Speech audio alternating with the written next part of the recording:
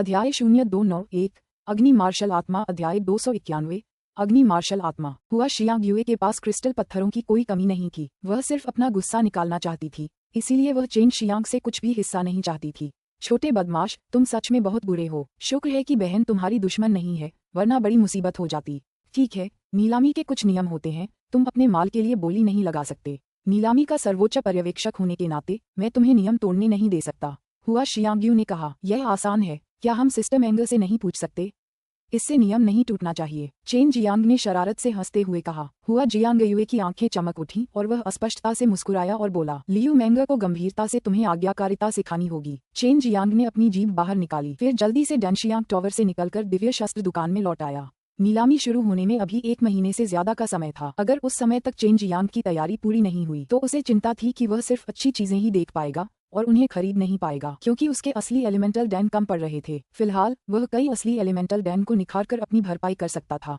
काले कछुए के रहस्यमय क्षेत्र में उसने सच्चे तत्व दान के लिए बड़ी संख्या में जड़ी बूटियां प्राप्त की थीं, और जड़ी बूटियों के प्रत्येक सेट के 5 दान के अनुसार यह उसके लिए 10,000 से ज्यादा सच्चे तत्व दानों को परिष्कृत करने के लिए पर्याप्त था। शोधन में उसकी तेज गति को देखते हुए भी इस अवधि में उन्हें पूरी तरह से परिष्कृत करना उसके लिए अभी भी मुश्किल होगा। 1 घंटे में चेन जियांग 10 बार शोधन कर सकता था, और हर रोज 4 घंटे कीमियागिरी में लगाकर वह 40 बार शोधन कर सकता था। दूसरे शब्दों में वह हर रोज केवल 200 सच्चे तत्व दान ही शोधन कर सकता था। उसने अनुमान लगाया कि नीलामी के समय वह लगभग 5,000 दान ही शोधन कर पाएगा। इस समय उसके पास लगभग 8,000 ट्रू एलिमेंटल डैन थे, लेकिन इतना कुछ होने के बाद भी उसे अभी भी लगता था कि इसमें अभी भी कमी है। चेन जियांग ने डैंस को बड़ी मेहनत से परिष्कृत करना शुरू कर दिया। उस बड़े पैमाने की नीलामी में कोई पछतावा न रह जाए, इसके लिए वह बस हिम्मत जुटाकर एकांतवास में चला गया। उसका कार्यक्रम बहुत व्यस्त था। दिन में वह डैंस को परिष्कृत करता, रात में वह सच्ची क्यूई की साधना करता, और साथ ही वह स्वर्ण ड्रैगन लार को भी जमाता। इस तरह एक बार जब वह चरम मार्शल संप्रदाय में लौटता तो वह अपनी बहुमूल्य आत्मा जड़ी बूटियों की एक बड़ी संख्या को जल्दी से पकने में सक्षम हो जाता। जब लियू मैंगर लौटी तो उसने एक हॉल में मेज पर एक नोट देखा। ये चेन जियांग द्वारा छोड़ा गया था, जिसमें लिखा था कि वह कीमिया के लिए एकांतवास में गया था और उसने लियू मैंगर से हुआ जियांग को ढूंढने के लिए भी कहा था।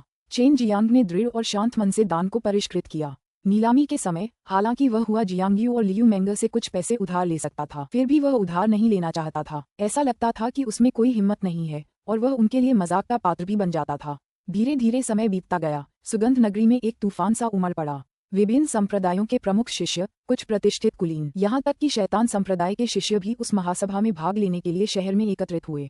कई मार्शल आर्टिस्टों के लिए डैन एक भरोसेमंद चीज थी। कई लोग ग्रैंड मीटिंग का फायदा उठाकर कुछ अपेक्षाकृत सस्ते डैन खरीदने आते थे, या फिर मौज मस्ती में शामिल होकर अपनी सोच को जाहिर करने आते थे। कुछ डीन भी चुपचाप आ गए।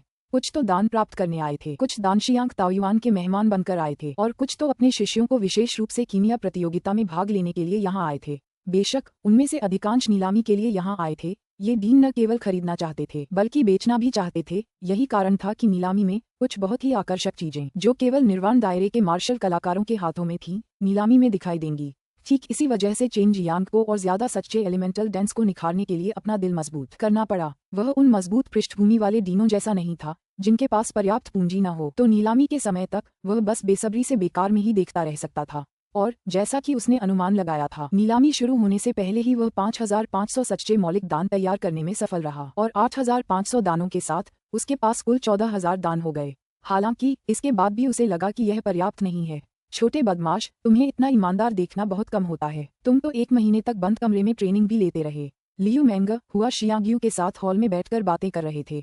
चेन जियांग जैसे ही बाहर आया, उसकी नजर उन दोनों हसीनाओं पर पड़ी। उसने सोचा भी नहीं था कि हुआ जियांग इतनी बार यहाँ आएगी। इन दोनों का रिश्ता उसकी कल्पना से भी बेहतर निकला। दोनों ने बर्फ जैसी सफेद और साधारण लॉन्गेट पहनी हुई थी, लेकिन दोनों में 2 अलग अलग रंग थे। एक आकर्षक और मनमोहक था, जबकि दूसरा कुलीन और गरिमा में था। दोनों में से कोई भी दूसरे से बेहतर या बदतर नहीं था, जिससे देखने वाला चेन जियांग मन ही मन प्रशंसा कर रहा था। आपको इतना अधीर देखकर लगता है कि किसी का भाग्य खराब होगा, हुआ जियांग ने शरारत से हंसते हुए कहा और चेन जियांग को चाय का कप दिया।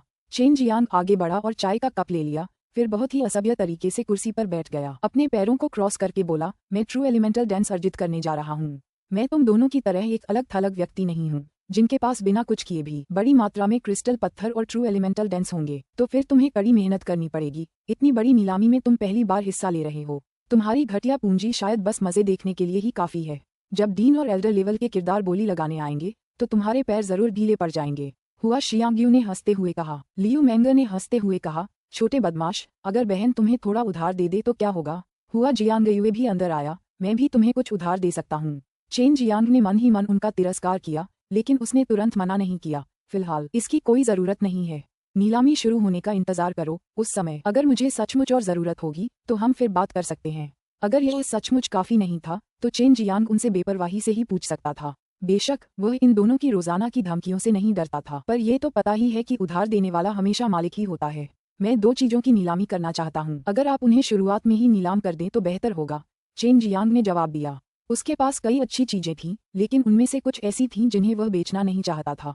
ये बात हुआ जियांगयुए और लियू मेंगर दोनों जानती थीं। हुआ जियांगयू ने पूछा, क्या बात है? अगर आप डैन बेचना चाहते हैं तो मैं आपको सलाह देता हूँ कि इसे भूल जाइए। अगर यू जियांगलिंग अधीर नहीं होती तो आपके एलिमेंटल स्पिरिट डैन का कोई मूल्य नहीं है। इन दिग्गजों के लिए 10 मिलियन क्रिस्टल पत्थर वास्तव में कुछ भी मूल्य नहीं रखते थे। मैं 10 बिल्डिंग फाउंडेशन डैन बेचना चाहता हूँ, उन सबको एक साथ बेच दो, इससे बहुत ऊंची कीमत मिलनी चाहिए। और एक फायर मार्शल सोल भी, चेन जियांग ने कहा। 3 शब्द सुनकर फायर मार्शल सोल, हुआ जियांगयू और लियू मेंगर दोनों बेहद आश्चर्यचकित हुए। अग्नि मार्शल आत्मा अग्नि आत्मा से भिन्न थी। अग्नि मार्शल आत्मा केवल शरीर के किसी एक अंग, जैसे हाथ या पैर, के साथ ही विलीन हो सकती थी। अग्नि आत्मा पूरे शरीर और आत्मा के साथ विलीन हो सकती थी और यहाँ तक कि व्यक्ति को शक्तिशाली ज्वालाएं भी उत्पन्न कर सकती थी। जब एक अग्नि मार्शल आत्मा को भुजा की मेरिडियन रेखाओं के साथ जोड़ा जाता है तो चाहे किसी भी प्रकार की सच्ची क्यों ही हो, उसका उपयोगकर्ता ज्वालाएं छोड़ने में सक्षम होगा। ज्वालाओं की शक्ति एक उपयोगकर्ता से दूसरे उपयोगकर्ता में भिन्न होती है। यदि उनकी सच्ची क्यूई प्रबल है तो उनकी ज्वालाएं अधिक प्रबल होंगी। चेन जियांग ने यह अग्नि मार्शल आत्मा तब हासिल की थी जब उसने युवराज सोंगनानमिंग को मार डाला था। हालांकि यह अग्नि आत्मा जितनी अच्छी नहीं थी, लेकिन अगर इसे नीलामी में बेचा जाता तो बहुत से लोग इसके लिए लड़ना चाहते। क्या सच में तुम्हारे पास ये चीज है? लियू मेंगर चेन जियांग के पास आया। चेन जियांग ने एक छोटी जेड बोतल निकाली और उसे लियू मेंगर को सौंप दिया। लियू मेंगर ने जेड बोतल को कुछ देर तक देखने के बाद आश्चर्य से कहा, तुम छोटे बदमाश, तुम्हारे पास इतनी कीमती चीजें कैसे हो सकती हैं? मैंने पहली बार फायर मार्शल सोल देखा है। हुआ शियांगयू ने भी गौर से देखा। छोटी सी जेड की बोतल में एक गोल लाल चीज थी जो गर्म धारा छोड़ रही थी। ये वास्तव में अग्नि मार्शल आत्मा थी। हालांकि हुआ शियांगयू और लियू मेंगर ने इसे पहली बार देखा था, फिर भी वे अभिलेखों में दी गई जानकारी से इसे पहचान सकते थे। कैसा है? चेन जियांग गर्व से हंसा और बोला, वाकई यह अग्नि मार्शल आत्मा है, लेकिन तुम्हें ये कहाँ से मिली? हुआ जियांगयू ने जेड की बोतल को ढक दिया और 10 बिल्डिंग फाउंडेशन डेंस के साथ उसे भी प्राप्त कर लिया। हालांकि यह एक बहुत ही दुर्लभ वस्तु थी, लेकिन उनके लिए इसका कोई खास मूल्य नहीं था। इसे बेचना उनके लिए कोई खास मुश्किल नहीं था। लियू मेंगर भी बहुत उत्सुक थे, लेकिन चेन जियांग ने हंसते हुए कहा, मैं आपको नहीं बताऊंगा। चेन जियांग अपने कमरे में लौट आया। अब उसे पता था कि ये सभी डीन उसकी कल्पना से कहीं ज्यादा अमीर हैं। पिछली बार जब उसने बिल्डिंग फाउंडेशन के डीन गू डोंगचेन को बेचे थे तो उसने उसे बहुत ही ईमानदार दाम दिए थे, फिर भी गू डोंगचेन ने उसके साथ मोलभाव किया और यहाँ तक कि उसने बहुत गरीब होने का नाटक भी किया। उसने निश्चय किया कि वह अपने धनी योद्धा भतीजों से अवश्य ही धन वसूल करेगा। अध्याय 0292 कंजूस डीन। अध्याय 292 कंजूस डीन। चेन जियांग काफी अमीर था, लेकिन न तो हुआ जियांगयू और न ही लियू मेंगर को चेन जियांग की संपत्ति की सही मात्रा के बारे में स्पष्ट जानकारी थी। हालांकि उनका मानना था कि चेन जियांग के लिए इस बड़े पैमाने की नीलामी में कीमती स्पिरिट जड़ी बूटियां खरीदना बहुत मुश्किल होगा, क्योंकि वे खुद भी इस बात को लेकर संशय में थे कि क्या वे कुछ अच्छी चीजें हासिल कर पाएंगे या नहीं। जल्द ही नीलामी शुरू हो गई। यह विशाल डेंशियांग टावर की 13वीं और 14वीं मंजिल पर आयोजित की गई। दोनों मंजिलें मिलाकर एक बड़ी मंजिल बनाई गई थी, लेकिन वह जगह ज्यादा बड़ी नहीं थी, बस 5-6 हजार लोगों के लिए पर्याप्त थी। लेकिन फिर नीलामी में शामिल होने वाले लोग कोई आम लोग नहीं थे। इस विशाल नीलामी में केवल चेनवू मुख्य भूमि में एक खास ओहदे और धन संपत्ति वाले लोगों को ही आमंत्रित किया गया था। अगर कोई और नीलामी में भाग लेना चाहता था तो उसे उपस्थिति शुल्क के रूप में एक बड़ी रकम चुकानी पड़ती थी। अगर कोई अपनी चीजें नीलाम करवाना चाहता था तो वह भी अंदर आ सकता था। इस समय नीलामी घर बिल्कुल शांत था। यहाँ सभी लोग बेहद विनम्र थे और अंदर आते ही किसी ने कोई शोर नहीं मचाया,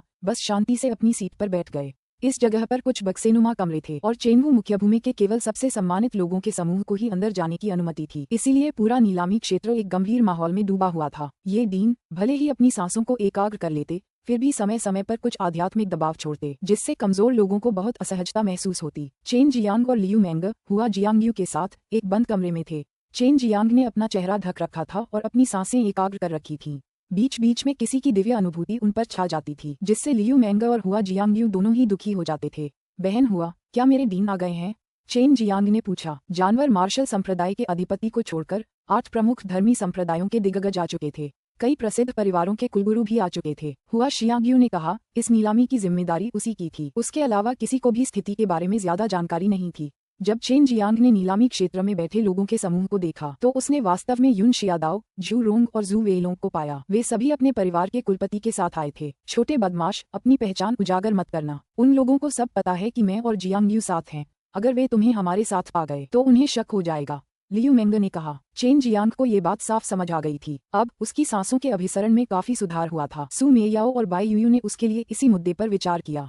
यह मुख्यतः लॉन्ग जुई पर निर्भर रहने के कारण संभव हुआ था और इस समय चेन जियांग के खुद को छिपाने के कौशल ने लियू मेंग और हुआ जियांग युए को भी हैरान कर दिया था।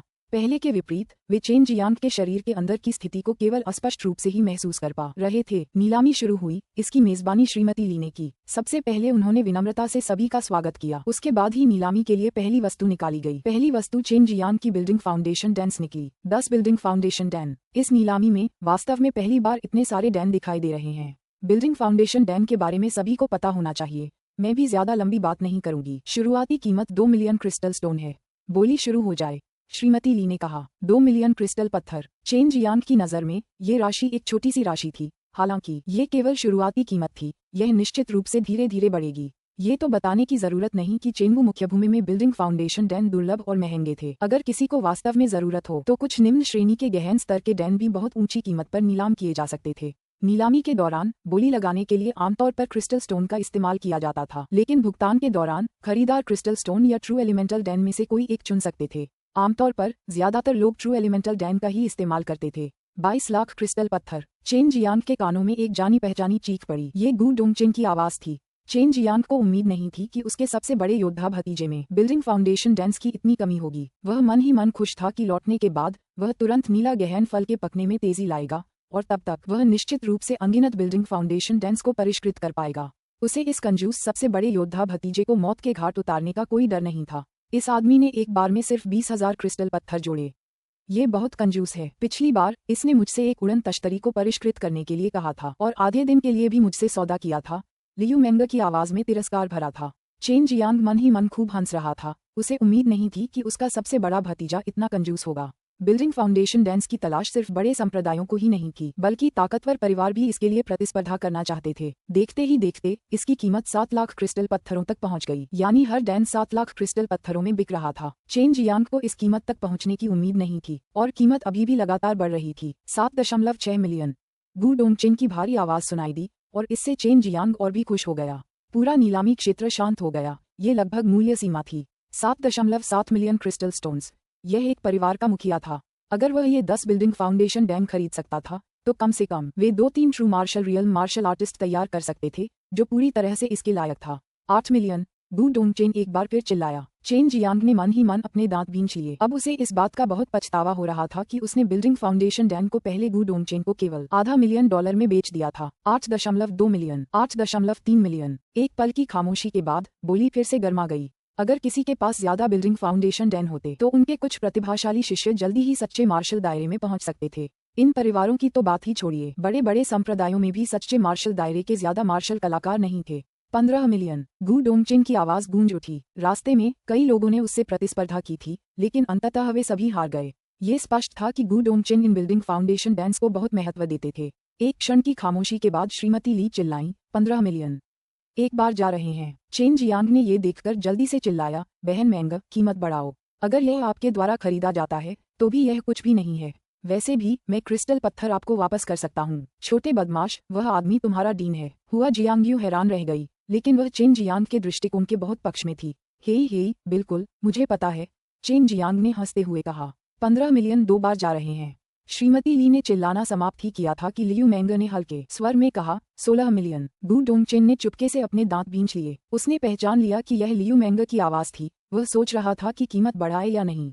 16.2 मिलियन। गू डोंगचेन और वू काइमिंग दोनों ने कुछ देर तक विचार विमर्श किया। उसके बाद उन्होंने इसे करने का निर्णय लिया। किसी भी हालत में क्रिस्टल पत्थर अंततः उसके हाथों में ही लौट आएंगे, इसीलिए लियू मेंग ने बोली को बड़ी आसानी से बढ़ा दिया। इसके अलावा कंजूस डीन गू डोंगचेन के साथ वह कीमत को बार बार बढ़ा चढ़ाकर तय कर सकती थी। 18 मिलियन। लियू मेंग की हल्की और मीठी आवाज सुनकर गू डोंगचेन को खून की उल्टी आ गई। अगर उसे पता होता कि चेन जियांग जानबूझकर लियू मेंग को उसके साथ कीमत बढ़ाने पर मजबूर कर रहा है तो वह जरूर और तुरंत खून थूक देता। इसे नियमों का उल्लंघन माना जा सकता था, लेकिन हुआ जियांगयू ने इस पर ध्यान नहीं दिया क्योंकि चेन जियांग उसका अपना था। हालांकि उसे उम्मीद नहीं थी कि चेन जियांग इतना दुस्साहस करेगा कि अपने ही डीन को बेरहमी से ठग लेगा। लियू मेंग ने चेन जियांग के हाव भाव पर अपनी नजर बनाए रखी और कीमत बढ़ाना जारी रखा। 18.5 मिलियन, 19.9 मिलियन, 20 मिलियन। गु डोंगचेन की आवाज अतुलनीय रूप से भारी थी। इसके अलावा उसमें पहले से ही गुस्से का एक हल्का सा संकेत था। लियू मेंग ने चेन जियांग को घूरा।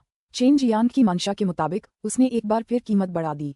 चेन जियांग ने अपना सिर हिलाया और शरारती हंसी के साथ कहा, बुरा नहीं है, जब तक वह इन्हें खरीद नहीं लेता तब तक प्रतीक्षा करें। बाद में मैं उसे बताऊंगा कि यह मेरे द्वारा नीलाम किया गया था। हा हा हा, तब तक यह निश्चित रूप से अच्छा होगा। हुआ जियांगयू और लियू मेंग दोनों ने चेन जियांग के दृष्टिकोण की प्रशंसा की। जब उन्होंने उस समय गु डोंगचेन की प्रतिक्रिया के बारे में सोचा तो वे हंसने से खुद को रोक नहीं पाए। लियू मेंग ने फिर से कीमत नहीं बढ़ाई। अंततः बिल्डिंग फाउंडेशन डांस को गु डोंगचेन ने खरीद लिया।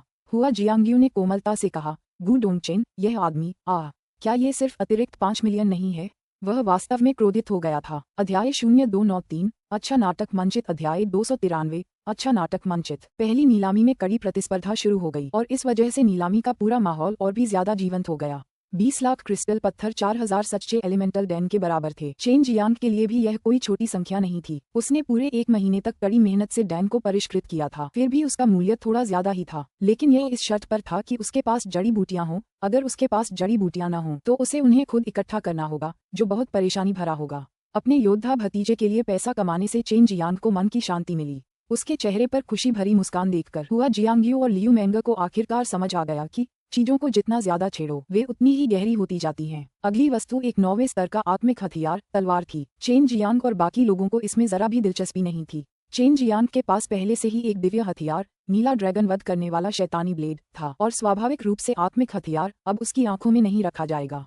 लियू मेंग एक महान शोधक थी। अगर उसे हथियार की जरूरत होती तो उसे बस थोड़ा समय देना होता और इतना ही काफी होता। हालांकि इन डीन और पैट्रियार्क के लिए ये बहुत लुभावना था क्योंकि वे इसे कुछ उत्कृष्ट शिष्यों को पुरस्कार के रूप में दे सकते थे, जिससे बदले में अन्य शिष्यों को भी प्रेरणा मिलती। कई संप्रदायों और परिवारों के लिए यह एक बहुत ही पारंपरिक दृष्टिकोण था। बहुत जल्द नीलामी में एक बार फिर एक उत्साही संघर्ष शुरू हो गया। 9वें स्तर के आत्मा हथियार को एक दुर्लभ चीज के रूप में माना जा सकता था। केवल कुछ प्रसिद्ध व्यक्ति ही एक शक्तिशाली रिफाइनर को खुश करने के लिए ऐसा हथियार बना सकते थे। चेन जियांग की उम्मीद से बिल्कुल परे ये था कि 9वें स्तर का आत्मिक हथियार अंततः लोट्स द्वीप के डीन लियान यिंगशियाओ द्वारा 45 मिलियन क्रिस्टल पत्थरों की कीमत पर खरीदा गया था। चेन जियांग ने गहरी सांस ली। पहली बार उसे समझ आया कि 9वें स्तर का आध्यात्मिक हथियार इतना महंगा क्यों होता है। उसने लियू मेंग की ओर देखा और लियू मेंग ने भी अपना सिर घुमाकर उसे आंख मारी। ये तो एक अमीर मालकिन है। चेन जियांग मन ही मन विलाप कर रहा था। लियू मेंग एक महान शोधक थी जो बेहतरीन उपकरणों को परिष्कृत कर सकती थी। उसके लिए स्पिरिट उपकरणों को परिष्कृत करना और भी आसान था। उसकी प्रतिष्ठा के अलावा उसके परिष्कृत उपकरण और भी ज्यादा कीमत पर बिकते थे। चेन जियांग को लगा कि उसके हाथ में जो थोड़ी सी दौलत थी वह इन डीन की नजर में कुछ भी नहीं थी। लियू मेंग बस कुछ दुर्जेय आत्मिक हथियारों को निखारकर उससे कहीं ज्यादा कमा लेती जो उसने इतने लंबे समय में जमा किया था। बहन मेंग, आपको 9वें स्तर के आत्मिक हथियार को परिष्कृत करने में कितना समय लगता है? चेन जियांग ने उत्सुकता से पूछा। साथ ही वह एक अच्छा प्रहार सहने के लिए भी तैयार था। सबसे धीमी गति में 1 महीना लगेगा और मेरी सबसे तेज गति 10 दिन में। हालांकि मैंने बहुत लंबे समय से कोई शोधन नहीं किया था। लियू मेंग ने इत्मीनान से जवाब दिया। चेन जियांग ने पहले से ही कुछ मनोवैज्ञानिक तैयारी कर रखी थी, फिर भी उसे बेरहमी से नीचे गिरा दिया गया। मेंग के अधीन 10 उत्कृष्ट ग्रैंड रिफाइनर हैं। सामान्य ऑर्डर वे ही लेते हैं। मेंग अब सीधे शानदार उपकरणों के ऑर्डर लेते हैं। हुआ जियांगयू ने हंसते हुए कहा। लियू मेंग ने सिर हिलाया। दिव्य शास्त्र स्वर्ग साम्राज्य का शाही महल पहले दिव्य शास्त्र संप्रदाय था और लियू मेंग कई प्रसिद्ध शोधकों की देखरेख करती थी, इसलिए उन्हें बहुत धन प्राप्त था। चेन जियांग ये सोचकर भयभीत हो गया। उसने उन डिब्बों को देखा और मुठियां भींचकर कसम खाई कि वह इन डीन से जरूर आगे निकल जाएगा। इन डीन के सामने वह जानता था कि वह सिर्फ एक चींटी है।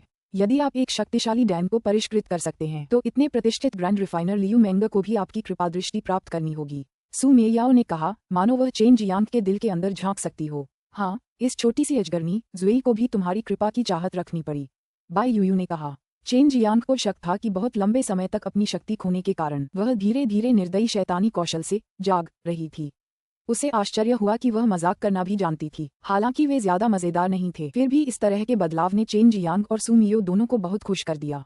नीलाम की गई कुछ अन्य वस्तुएं आध्यात्मिक उपकरण थीं, चाहे वे हथियार हों या कवच। अन्य वस्तुएं अपेक्षाकृत कम कीमत की थीं, जैसे 8वें स्तर का विशाल हथौड़ा जो 30 मिलियन क्रिस्टल पत्थरों में बिका। सबसे ज्यादा कीमत वाला एक कवच था जो 9वें स्तर का आध्यात्मिक उपकरण था, जिसकी कीमत 50 मिलियन क्रिस्टल पत्थरों में थी। चेन जियांग के पास नीला ड्रैगन वध करने वाला शैतानी ब्लेड और काला कछुआ एडामेंटाइल कवच था, इसलिए उसे आत्मिक हथियारों में कोई दिलचस्पी नहीं थी। स्वाभाविक रूप से उसे उनकी बाजार कीमत का पता नहीं था। इससे पहले चेन जियांग को लगा कि उसका बिल्डिंग फाउंडेशन दान बहुत मूल्यवान था, लेकिन उसने नहीं सोचा था कि ये आत्मा हथियार अधिक महंगे थे, जिससे उसके दिल में कुछ असहजता महसूस हुई। छोटे बदमाश डैन आत्मिक हथियारों से अलग होते हैं। एक बार खरीद लेने के बाद डैन का इस्तेमाल ताकत बढ़ाने के लिए किया जाता है, जबकि आत्मिक हथियार लंबे समय तक मार्शल आर्टिस्ट के पास रहते हैं।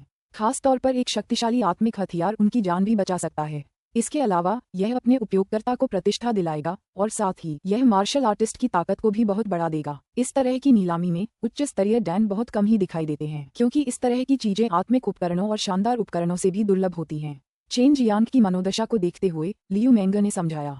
चेन जियांग ने सिर हिलाया।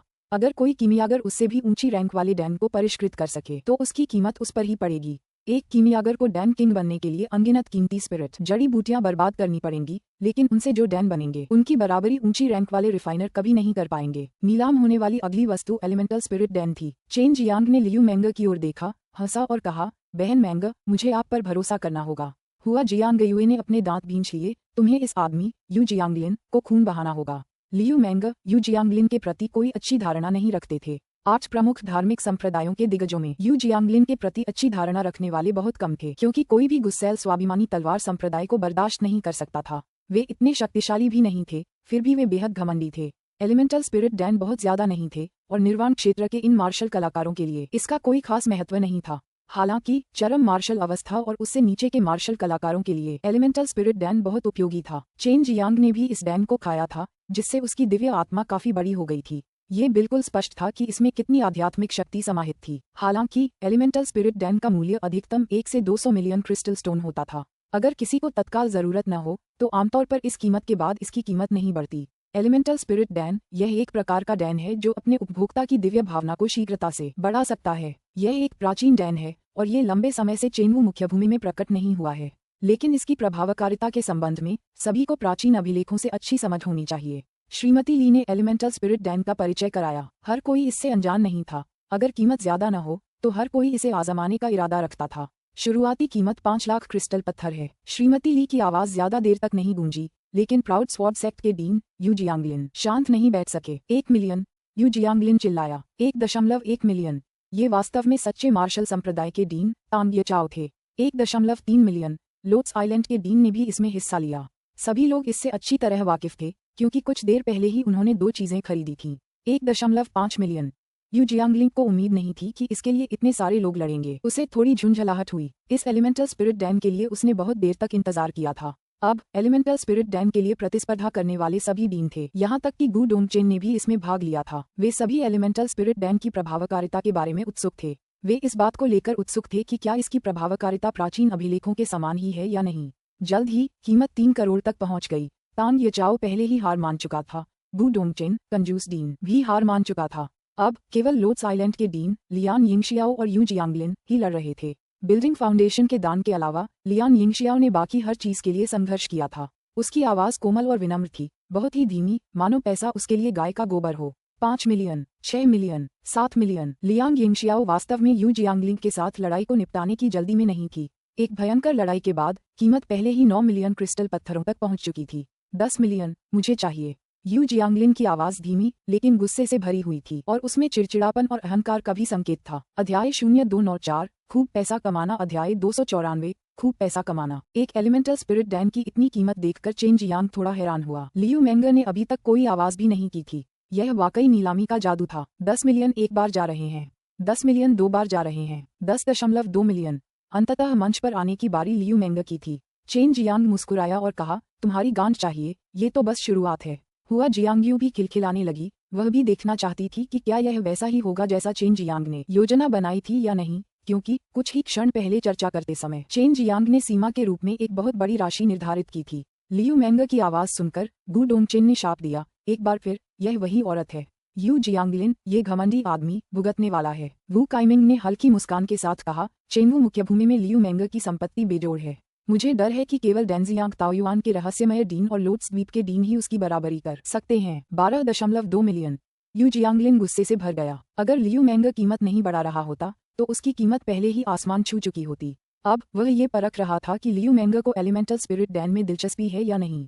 14 मिलियन। लियू मेंग की आवाज शानदार थी, फिर भी बहुत अच्छी लग रही थी। गुस्से से यू जियांगलिन के माथे पर नीली नसें उभर आईं, लेकिन फिर भी उसे कीमत बढ़ानी पड़ी। 14.5 मिलियन। यू जियांगलिन के स्वर से ऐसा लग रहा था जैसे उसे कोड़े मारे जा रहे हों, जिससे वह कीमत बढ़ाने के लिए मजबूर हो रहा हो, जिससे चेन जियांग और अन्य लोग सीधे तौर पर खुश हो गए। 15 मिलियन। लियू मेंग की आवाज बहुत शांत थी। वह चेनवू मुख्यभूमि की एक प्रतिष्ठित धनी मालकिन थी और उनकी संपत्ति देखकर किसी को आश्चर्य नहीं हुआ। वह एक ग्रैंड रिफाइनर थी। इससे पहले उन्होंने स्पिरिट हथियारों की नीलामी में भाग नहीं लिया था, इसलिए उनके लिए डांस के लिए प्रतिस्पर्धा करना भी उचित था। 15.3 मिलियन। 16 मिलियन। जल्द ही कीमत 3 करोड़ तक पहुंच गई। लियू मेंग ने चेन जियांग की तरफ देखा तो चेन जियांग ने सिर हिलाते हुए कहा, पिछली बार यही आदमी मुझे मारना चाहता था, जारी रखो। TLN अध्याय 259। लियू मेंग लगातार कीमत बढ़ाता रहा, जिससे यू जियांगलिन पूरी तरह से क्रोधित हो गया।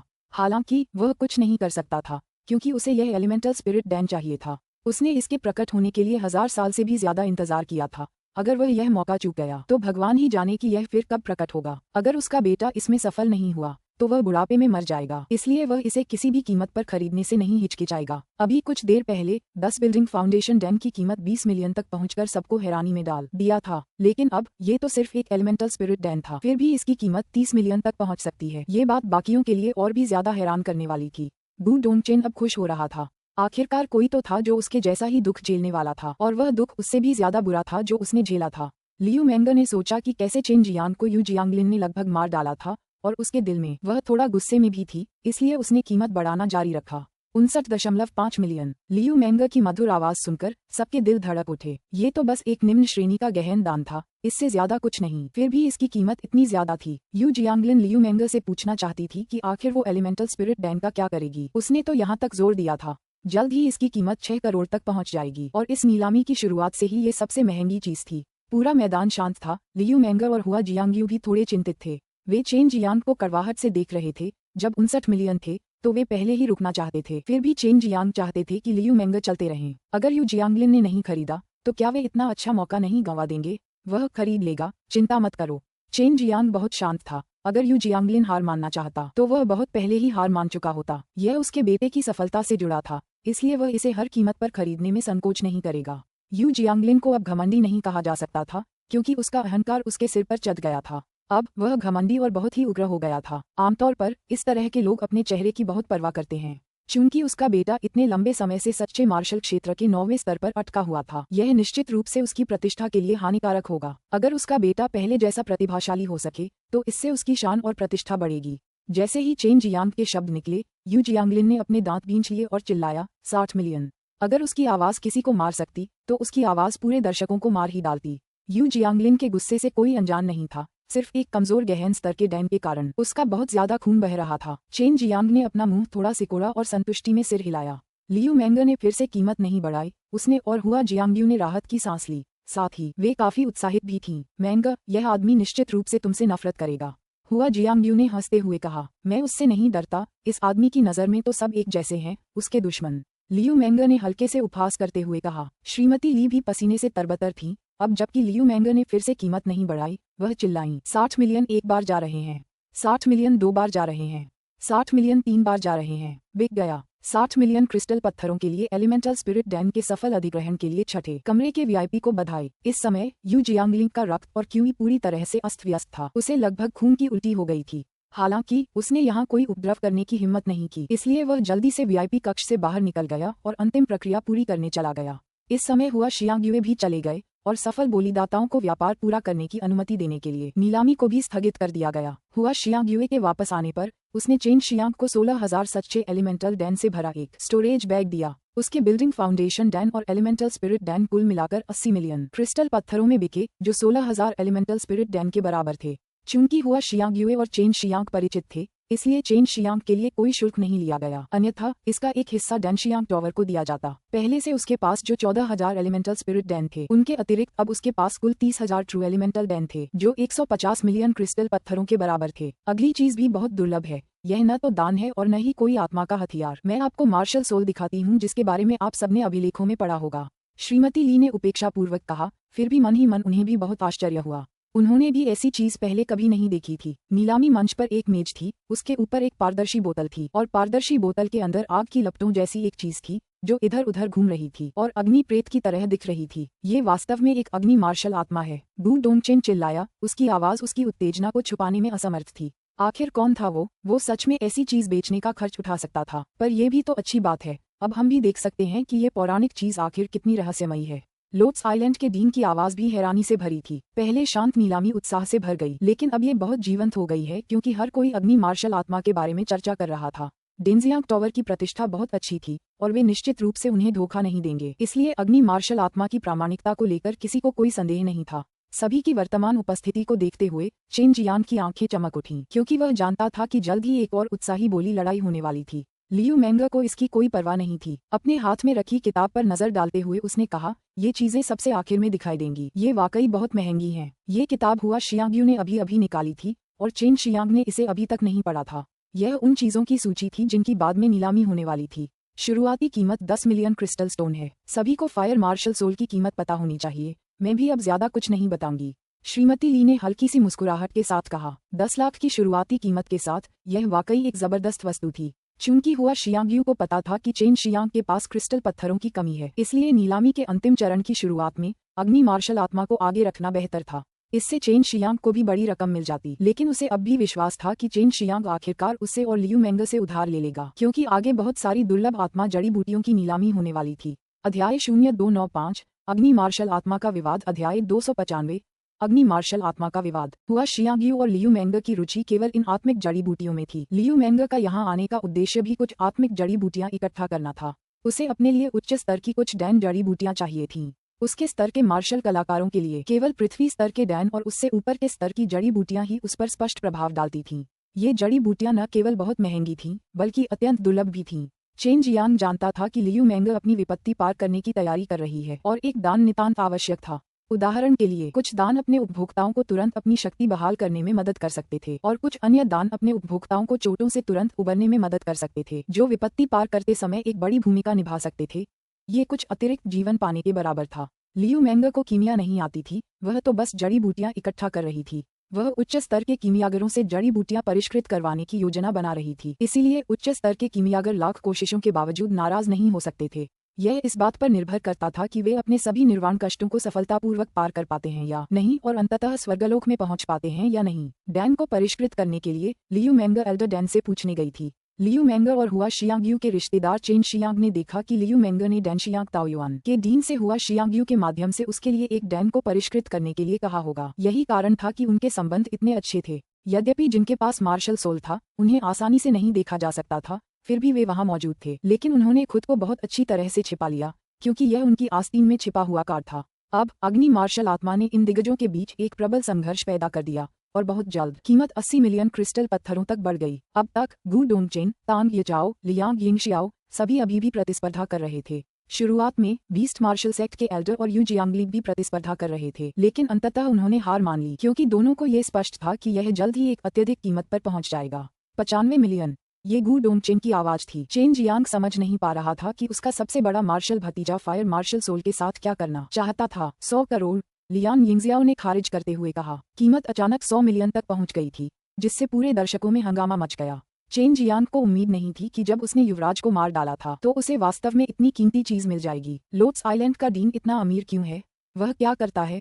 चेन जियांग ने पूछा। लोट्स आइलैंड के डीन ने एक बार उसे एक सफेद जेड लोट सीड भेंट किया था और उसकी भी उसके बारे में अच्छी राय थी। बस लोट्स आइलैंड थोड़ा रहस्यमय था। चेन जियांग ने एक बार लोट्स आइलैंड के बारे में कुछ जानकारी जांची थी, लेकिन वह विस्तृत नहीं थी। लोट्स द्वीप पूरे चेनवू मुख्य भूमि में सबसे ज्यादा क्रिस्टल खदानों वाला एक प्रभावशाली द्वीप है। लोट्स द्वीप के सभी अनुयायी जल विज्ञान में पारंगत हैं, इसलिए वे समुद्र की गहराई में कई बड़ी बड़ी शिराएं खोज पाए। ऐसा लगता है कि उनके पास शिराओं को खोजने का एक गुप्त तरीका है। इसके अलावा समुद्र की गहराई में कई छिपे हुए गहरे पानी के पौधे हैं जो कई दुर्लभ स्पिरिट जड़ी बूटियों की जगह ले सकते हैं। इस प्रकार लोट्स द्वीप की समग्र शक्ति बहुत प्रबल है। लियू मैंगर ने उत्तर दिया। चेन जियांग अभी भी थोड़ा उलझन में था। मुझे इसके बारे में कोई जानकारी क्यों नहीं मिल रही है? लोट्स आइलैंड ने जानबूझकर यह बात छिपाई है, अगर बहुत से लोगों को पता चल गया तो बहुत से लोग लोट्स आइलैंड में घुस जाएंगे। हुआ जियांगयू ने समझाया। इसके अलावा प्रमुख संप्रदाय के डीन ने अपने संप्रदाय के अनुयायियों को समुद्र में क्रिस्टल खदानों की खोज में अपनी जान जोखिम में डालने से रोकने के लिए जानबूझकर कुछ नहीं कहा। लियू मेंगर ने आह भरते हुए कहा, प्राचीन काल से ही बहुत से लोगों ने समुद्र में अपनी जान गंवाई है, लेकिन जो लोग नसों को ढूंढ सकते थे वे केवल लोट्स द्वीप थे। इसीलिए चेनवू मुख्य भूमि की प्रमुख ताकतों ने जानबूझकर लोट्स द्वीप के बारे में जानकारी छिपाई। हुआ शियांगयुए ने चेन शियांग पर एक नजर डाली। तुम बदमाश, मौत की तलाश में मत जाओ। हालांकि समुद्र सरल लग सकता है, लेकिन इसमें खतरा जमीन से कम नहीं है। चेन जियांग हंसा और बोला, चिंता मत करो, अब मेरे पास एक खूबसूरत पत्नी है, मैं मरने जैसा मूर्ख नहीं बनूंगा। बोलने के बाद उसने लियू मेंगर की ओर देखा, जिससे लियू मेंगर और हुआ जियांगयू ने उसे अपनी आंखें दिखाईं। हालांकि चेन जियांग ने ऐसा कहा था, फिर भी उसने जाकर देखने का फैसला किया। उसके पास सम्राट क्रिस्टल था, इसलिए उसे क्रिस्टल शिरा न मिलने का डर नहीं था। अगर उसे कोई मिल भी जाए तो वह उन उच्च स्तरीय क्रिस्टल पत्थरों को निकाल सकता था। 122 मिलियन, ये गू डोंगचेन की आवाज थी। उसके लहजे से लग रहा था कि वह जोश से भरा हुआ है। आखिरकार अग्नि मार्शल आत्मा वाकई कीमती थी, पिछले बिल्डिंग फाउंडेशन डैन के विपरीत, जहां उसे स्पष्ट रूप से ठगा जा रहा था। 125 मिलियन। लियान यिंगशियाओ जरा भी रियायत देने को तैयार नहीं था और लगातार कीमत बढ़ाता जा रहा था। उसकी धीमी आवाज काफी तेज थी और साफ जाहिर था कि वह भी अग्नि मार्शल सोल का बेसब्री से इंतजार कर रहा था। गू डोंगचेन ने अपने दांत भींच लिए और चिल्लाना जारी रखा, 130 मिलियन। लियान यिंगशियाओ को पता था कि दूसरी पार्टी गू डोंगचेन थी, फिर भी इससे उसकी जीतने की इच्छा बढ़ गई। 135 मिलियन। आज्ञाकारी होकर आगे बढ़ो, चेन जियांग उत्साह में चिल्लाया। 140 मिलियन। गू डोंगचेन की आवाज सुनकर चेन जियांग थोड़ा हैरान हुआ, क्योंकि उसने उम्मीद नहीं की थी कि उसका कंजूस भतीजा वास्तव में इस कदम तक लड़ सकता है।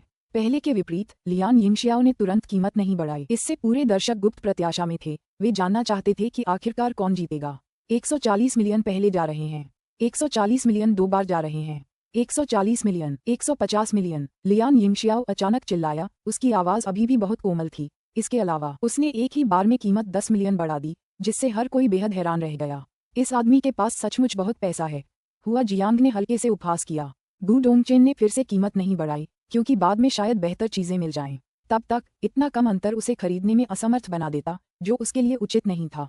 आखिरकार अग्नि मार्शल आत्मा को लियान यिंगशियाओ ने सफलतापूर्वक खरीद लिया। अग्नि मार्शल आत्मा के बारे में लियान यिंगशियाओ बहुत उत्सुक था। बोली सफलतापूर्वक जीतने के बाद वह तुरंत भुगतान करने चला गया। जब हुआ शियांगयुए ने लियान यिंगशियाओ को अपने कमरे से जाते देखा तो वह भी तुरंत चली गई। चेन जियांग ने ब्रोशर ले लिया, जिसे सिर्फ हुआ जियांगयू ही देख सकता था। बाकियों को नहीं पता था कि आगे क्या नीलाम होने वाला है। इससे भी नीलामी का रहस्य और गहरा हो गया। चेन जियांग ने जब देखा कि नीलाम होने वाली अगली कई अच्छी वस्तुएं आत्मा के हथियार हैं, तो वह जम्हाई लेने से खुद को नहीं रोक सका। हुआ शियांगयुए वापस आया और चेन शियांग की ओर एक भंडारण थैली फेंकी। उसमें 30,000 सच्चे तत्वदान थे, जिनकी कीमत 1.5 करोड़ क्रिस्टल पत्थरों के बराबर थी। अब चेन शियांग के पास कुल 60,000 सच्चे तत्वदान थे। बहन मैंगर, अगर आपको किसी आत्मा जड़ी बूटी की जरूरत है तो मैं आपको सफेद जैड कमल का बीज दे सकता हूँ। फिलहाल मुझे इसकी कोई जरूरत नहीं है, और फिर नर्क आत्मा घास भी है, मैं आपको थोड़ी सी दे सकता हूँ। चेन जियांग ने बड़ी उदारता से कहा। आखिरकार वह उसकी औरत थी जिसके साथ उसने कई बार चुंबन किया था, और वो चुंबन बहुत लंबे और जोशीले थे। वे दोनों एक दूसरे के प्यार में पड़ गए थे। हालांकि दोनों में से किसी ने भी सीधे तौर पर नहीं कहा था, बस। हालांकि वे दोनों एक दूसरे के इरादे समझ गए थे। लियू मेंगर के दिल में एक गर्माहट सी दौड़ गई और उसके चेहरे पर एक मनमोहक मुस्कान आ गई। उसने प्यार से कहा, अभी नहीं, अगर मुझे जरूरत पड़ी तो उस वक्त तुम्हें याद रखना होगा कि तुमने अभी क्या कहा था। मैं इसे तुम्हारे लिए रख लूंगा। चेन जियांग हंसा। उसके पास गोल्डन ड्रैगन लार थी और उसने पहले ही बड़ी मात्रा में सफेद जैड कमल के बीज बो दिए थे। उस समय तक वह जितना चाहे उतना सफेद जैड कमल के बीज ले सकता था। यह आम गोभी के समान ही होगा। हुआ जियांगयुए ने एक कोमल खर्राटे के साथ कहा, मुझे कब कोई आदमी इतना उदार मिलेगा। ओह ईर्ष्यालु। लियू मेंगर ने अपना मुंह ढक लिया और हल्की हंसी हंसने लगी। हुआ जियांगयुए ने अपनी सुगंधित जीभ बाहर निकाली और फिर विलाप करते हुए बोली, मेरे पास परी जैसा कोई प्रशिक्षु क्यों नहीं है। मोहिनी, ऐसा मत कहो। हर बार जब ये छोटा बदमाश तुम्हें देखता है तो तुम्हारे कपड़े उतारने के लिए बेताब रहता है। तुम उसके लिए बहुत आकर्षक हो। हालांकि वह केवल सोचने की हिम्मत कर सकता है, लेकिन कुछ करने की हिम्मत नहीं कर सकता। दोनों महिलाओं को एक दूसरे पर व्यंग्यात्मक टिप्पणियां करते देख चेन जियांग ने सिर हिलाया और आह भरी। वह बस उस दृश्य को देखता रहा। 5 रंग का गहरा फल, ये 5 तत्वों के सच्चे मौलिक दान को परिष्कृत करने वाली मुख्य जड़ी बूटियों में से एक है। चेन जियांग अपने दिल में हैरान था, वह मन ही मन उत्साहित भी था। अध्याय 0296 पुनरुत्थान घास। चेन जियांग ब्रोशर पढ़ता रहा और जितना ज्यादा देखता उतना ही ज्यादा उत्साहित होता गया। उसकी सांसें बहुत तेज और छोटी हो गईं और इसी दौरान हुआ जियांगयू ने झट से ब्रोशर पकड़ लिया। छोटे बदमाश, क्या तुम स्तब्ध हो? हुआ जियांग ने मुस्कुराते हुए पूछा। चेन जियांग सचमुच दंग रह गया। साथ ही उसके चेहरे पर एक डरी हुई सी झलक के साथ वह अभी भी संशय में था। आखिर कौन सा बेवकूफ धरती स्तर की आत्मा की जड़ी बूटी और यहाँ तक कि एक शानदार उपकरण भी निकालने को तैयार है। हुआ शियांग अचानक खिलखिलाकर हंस पड़ा और बोला, कौन सा मूर्ख पृथ्वी स्तर की आत्मा जड़ी बूटी बेच रहा है? मुझे नहीं पता। हालांकि मुझे पता है कि वह मूर्ख जो शानदार उपकरण बेच रहा है वह आपकी बहन मेंग है। लियू मेंग ने झट से नाक भान से कोड़ी। यह कोई आश्चर्य की बात नहीं थी कि वह शानदार उपकरण बेच रही थी। बहुत से डीन इस बारे में जानते थे। बहुत कम लोग शानदार उपकरणों को परिष्कृत कर पाते थे, इसलिए वे नीलामी में रखी गई अन्य चीजों के मुकाबले काफी महंगे थे। इसके बाद हम एक स्पिरिट फल की नीलामी करने जा रहे हैं जिसे लाइटनिंग एलिमेंट फल कहा जाता है। ये फल बहुत ही अजीब है। अगर इसे बिजली से संबंधित ट्रू क्यूई वाला कोई मार्शल आर्टिस्ट खा ले तो उसकी बिजली से संबंधित ट्रू क्यूई में बड़ी मात्रा में वृद्धि हो जाएगी। इसके अलावा ये फल फट भी सकता है। अगर अनुचित तरीके से इस्तेमाल किया जाए तो ये बहुत खतरनाक होगा। श्रीमती ली ने लाइटनिंग एलिमेंट फल की उपयोगिता और अन्य महत्वपूर्ण विवरणों की व्याख्या जारी रखी। लियू मेंग ने अपना सिर हिलाया। बेकार। हुआ जियांग ने कहा, कुछ लोग हमेशा कुछ अजीब और रहस्यमय चीजों की नीलामी के बारे में सोचते हैं। प्रार्थना करते हैं कि वे किसी बेवकूफ से टकरा जाएं और फिर इसे बहुत ऊंची कीमत पर बेचा जा सके। जैसे ही चेन जियांग की नजर बिजली तत्व फल पर पड़ी, उसकी आंखें चमकने लगीं। सू मेयाओ ने उसे अभी कुछ देर पहले ही बताया था कि इस बिजली तत्व फल का बड़ा जादुई असर होता है। दरअसल यह एक जड़ी बूटी है जिसका इस्तेमाल दान को परिष्कृत करने के लिए किया जाता है। एक ऐसा दान जिसे खाया नहीं जाता बल्कि हमला करने के लिए इस्तेमाल किया जाता है। एक बार जब इसे बाहर फेंका जाता तो यह एक बहुत ही शक्तिशाली शक्ति छोड़ता जो एक बड़े पहाड़ को उड़ा सकती थी। हालांकि इतना शक्तिशाली दान बनाने के लिए अन्य जड़ी बूटियों की भी जरूरत होती। स्वर्गीय बिजली की गोली, यहाँ तक कि एक 9वें स्तर का सच्चा मार्शल क्षेत्र का मार्शल कलाकार भी इसका सामना करने की हिम्मत नहीं करेगा। इस बिजली तत्व फल को प्राप्त करने के बाद आपको बिजली गुण वाली सच्ची क्यूई की एक बड़ी मात्रा को अपने अंदर डालने से पहले एक गहन बिजली के बीज की भी आवश्यकता होगी, तभी आप इसे सफलतापूर्वक परिष्कृत कर पाएंगे। सिर्फ एक गोली से आप 5वें स्तर के सच्चे मार्शल क्षेत्र के मार्शल कलाकार को टुकड़े टुकड़े कर सकते हैं। बाय यूयू ने कहा। उसे और सू मेयाओ को ऐसे व्यक्ति के रूप में वर्णित किया जा सकता है जो एक साथ आग और पानी से गुजरे थे। बचपन से लेकर वयस्कता तक ये दोनों शायद ही कभी अलग हुए थे, इसीलिए उसे भी दान विधि की समझ थी। इससे 5वें स्तर के सच्चे मार्शल दायरे के मार्शल कलाकार के टुकड़े टुकड़े हो सकते थे। इस तरह की बात ने चेन जियांग को चौंका दिया। ये पहली बार था जब उसे एक ऐसे प्रकार के डैम के बारे में पता चला जिसका इस तरह इस्तेमाल किया जा सकता था। अगर आपके पास कुछ छर्रे होते तो आप 9वें स्तर के true martial real martial artist को भी उड़ा सकते थे। हालांकि एक्सट्रीम स्टेट मार्शल आर्टिस्ट के खिलाफ इसका असर उतना ज्यादा नहीं होता। सू मेयाओ ने कहा। चेन जियांग ने बिजली तत्व फल खरीदने के बाद पहले ही तय कर लिया था कि वह एल्डर डैन प्रांगण में लौटने के बाद उन्हें रोपेगा। 1 मिलियन क्रिस्टल पत्थर परेशान कर रहे हैं। श्रीमती ली चिल्लाईं। कोई भी वास्तव में बोली लगाना नहीं चाहता था। उन्होंने श्रीमती ली का कथन सुना था। बिजली तत्व फल की उपयोगिता बहुत कम थी। इसके अलावा बिजली गुण ट्रू क्यूई को बढ़ाने की भी एक सीमा थी। फल के प्रभाव उतने अच्छे नहीं थे। ये बस अपेक्षाकृत दुर्लभ था और कुछ नहीं। 11 लाख। चेन जियांग ने अपनी आवाज बदली और धीमी आवाज में चिल्लाया। अगर उसने अपनी आवाज में कहा होता तो कई लोग निश्चित रूप से और द्वेषपूर्ण ढंग से उसके खिलाफ कीमत बढ़ा देते। तब तक भारी नुकसान होना तय था। एक बेवकूफ था जो इस चीज को खरीदने को तैयार था। सबको लगा कि कुछ ट्रू एलिमेंटल डेंस भी खरीद लिए जाएं तो ज्यादा किफायती होता। छोटे बदमाश, क्या ये चीज काम की है? हुआ जियांग ने पूछा।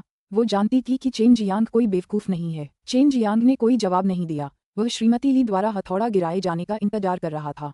किसी ने कीमत नहीं बढ़ाई, इसलिए चेन जियांग ने बड़ी आसानी से बिजली तत्व फल खरीद लिया। वह हंसा और बोला, यह अच्छी चीज है, लेकिन मैं इसे अभी तुम्हें नहीं दिखा सकता। रुको, मैं एक और जड़ी बूटी ले आता हूँ, फिर मैं तुम्हें बता दूंगा कि मैंने ये क्रिस्टल पत्थर व्यर्थ नहीं खर्च किए। नीलामी में कभी कभी कुछ परेशान करने वाली चीजें सामने आना भी सामान्य बात थी। हालांकि सामान्य परिस्थितियों में इसे कोई मूर्ख ही खरीद लेता था। अगली है एक उच्च श्रेणी की पृथ्वी स्तरीय आत्मा जड़ी बूटी, पुनरुत्थान घास। हालांकि यह सफेद जेड कमल के बीज और नर्क आत्मा घास जितनी अच्छी नहीं है, फिर भी पुनरुत्थान दान, जिसे अन्य जड़ी बूटियों के साथ मिलाकर परिष्कृत किया जा सकता है, कहीं अधिक कीमती है।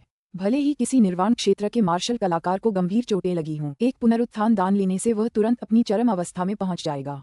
श्रीमती ली ने अगली वस्तु का परिचय दिया। चेन जियांग ने कुछ ही क्षण पहले ब्रोशर पढ़ा था। उसने उम्मीद नहीं की थी कि कोई वास्तव में उच्च श्रेणी की पृथ्वी स्तर की पुनरुत्थान घास बेचेगा। यह एक क्रिस्टल सी साफ घास थी जिसमें अनोखी ऊर्जा समाहित थी। अगर इसे कच्चा खाया जाए तो कुछ चोटें जल्दी ठीक हो सकती थीं, लेकिन इसे रिटर्निंग लाइफ डैम के रूप में इस्तेमाल करना कहीं ज्यादा बेहतर था।